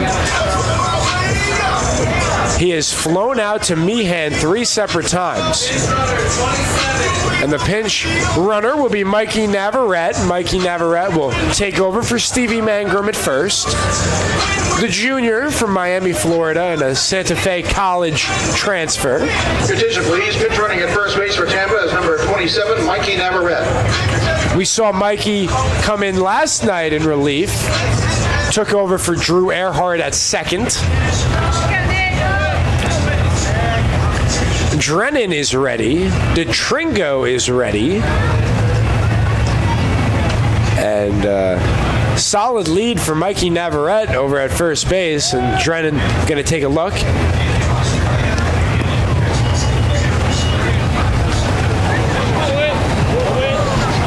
Large crowd here at the University of Tampa baseball field. Connor Moore calling the action. Thanks for tuning in. Glad to have you a part of this. It's 4-2 Spartans. Bottom of the 8th, showing bunts, getting it down to Tringo. It's a good one.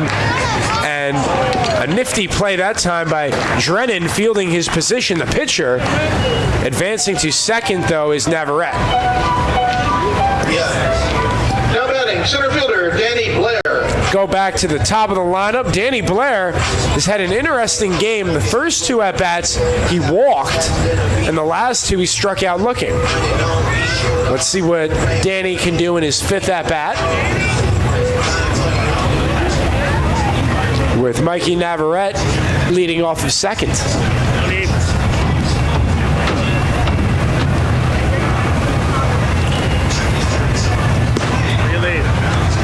Pitch misses outside.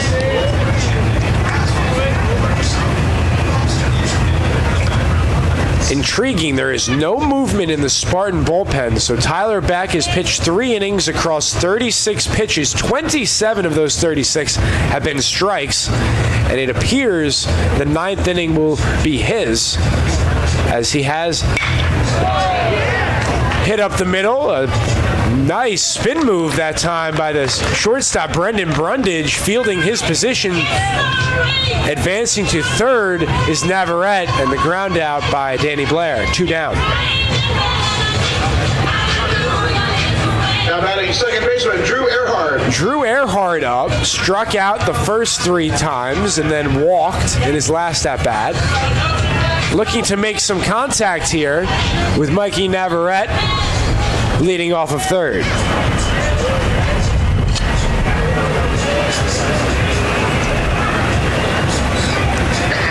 Long pause by Drennan.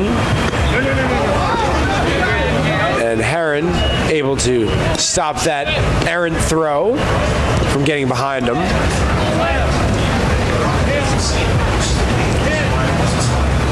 So taking a look, it will be substitution. Stevie Mangrum was in right, but Navarrete is pinch running, so we will inform who will take over for Mangrum, fielding in the top of the 9th inning.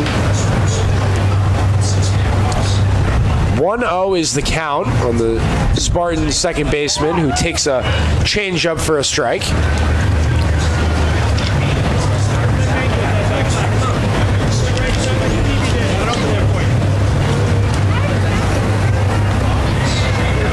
Montgomery will lead off the top of the 9th inning. He gave the Tars a brief lead in the 4th inning, 2-1 on his home run. And that is a chopper. On to Earhart, routine play, LaFontaine and Gonzalez. 4-3 on the ground out. We go to the 9th inning. Spartans over the Tars, 4-2 on TampaSpartans.tv. This is the University of Tampa.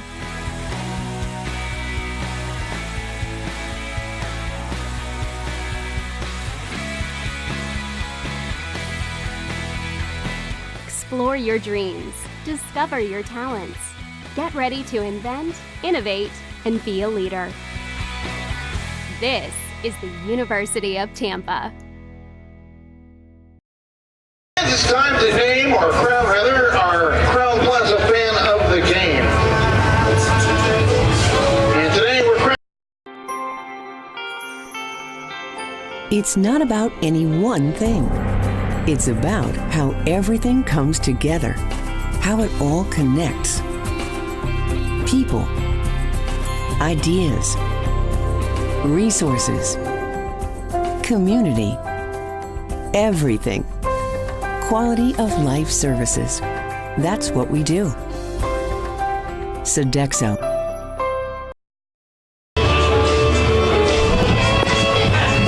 Everyone from the Princeton Review to Condé Nast Traveler regularly ranks Rollins as one of America's most beautiful college campuses. Zoom in, though. Take, for example, our conference-style learning environment. Consider the dozens of high-end laboratories and collaborative workshops. Drop in on the professional performance venues where our student artists hone their crafts. Stroll by the courts and playing fields where our student athletes develop lifelong leadership skills.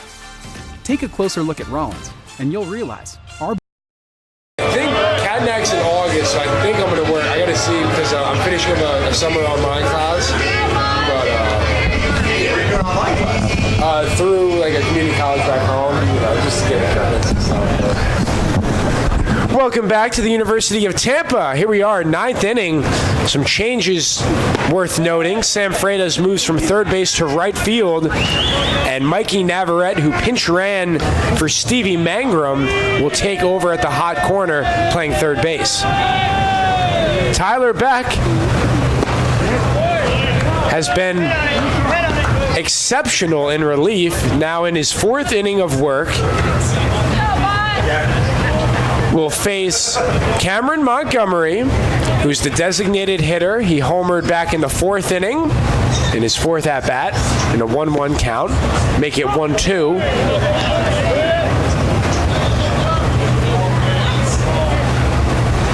And as I mentioned earlier, if the Spartans win this game, as they go to the 3rd game of the series, the doubleheader finale after this, they will be tied with Embry-Riddle for first place in the conference.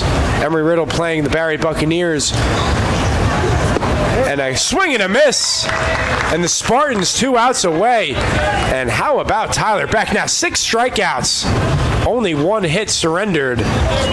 He is dealing right now. Nick Santucci at the plate. He doubled in the 6th. That was an instance where Torrealba, DeTringo, and at the time, Freitas lost that ball in left field in the air. However, he was stranded at second, so did not come back to haunt Tampa. Swing and a miss. Quality changeup offered by Tyler Beck.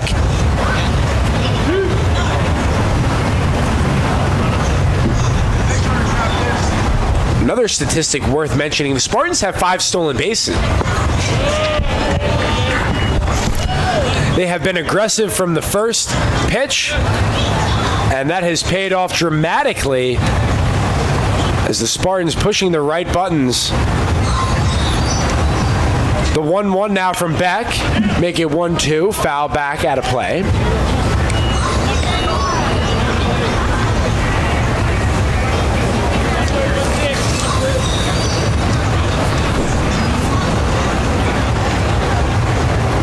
The defensive alignment straight up for the Spartans, playing Santucci to all sides of the field. Just getting a piece to stay alive is the Tar left fielder.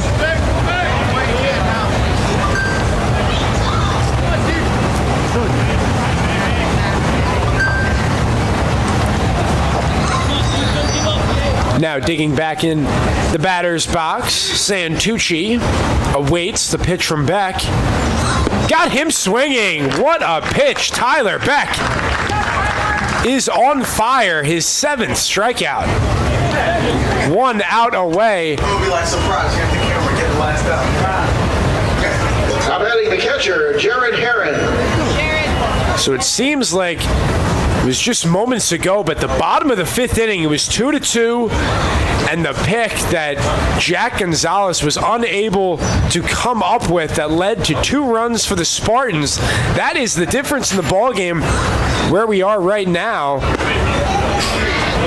And the catcher, number 9 hitter, Jared Herron, representing the last life for the Tars. The defense playing 2 steps back. The 1-0, right down Broadway for a strike.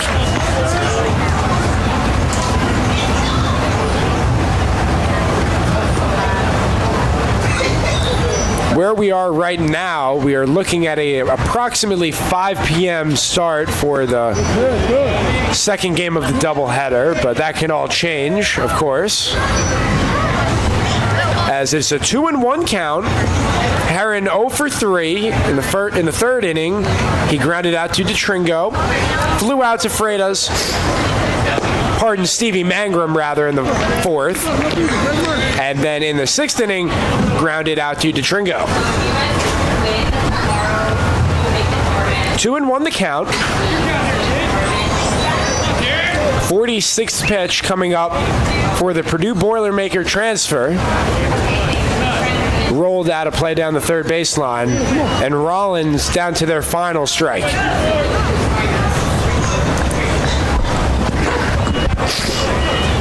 2-2, 2 outs, nobody on base. 4-2. Tampa. Both teams have 6 hits. And the payoff. Hit, center field, drifting back, making the play. Ball game. The Tampa Spartans win the second game of the series, 4-2. James Reynolds collects the victory. Taking the loss will be Garrett Leonard, and James Reynolds now 3-0 on the season. Pitched 5 innings across 83 pitches, surrendered 5 hits, 2 runs, 2 walks, had 6 strikeouts. And then Tyler Beck, who pitched 4 innings in relief, 7 strikeouts, 1 hit given up, and the Spartans improve on the season now, 32-11, 15-8 in conference play. Rollins falls to 24-18 and 11-12 in Sunshine State Conference play. Taking a look at the highlights, it was Alec Aliewine who was 3 for 4, 3 runs batted in, and he got the party started in the bottom of the second inning with his solo shot to right field. And we will get ready for the series finale between the Rollins Tars and the Tampa Spartans on TampaSpartans.tv. For Jack Ike, Connor Moore, thanks for tuning in, everybody. We will see you in about 45 minutes or so for the second game of the doubleheader. Okay.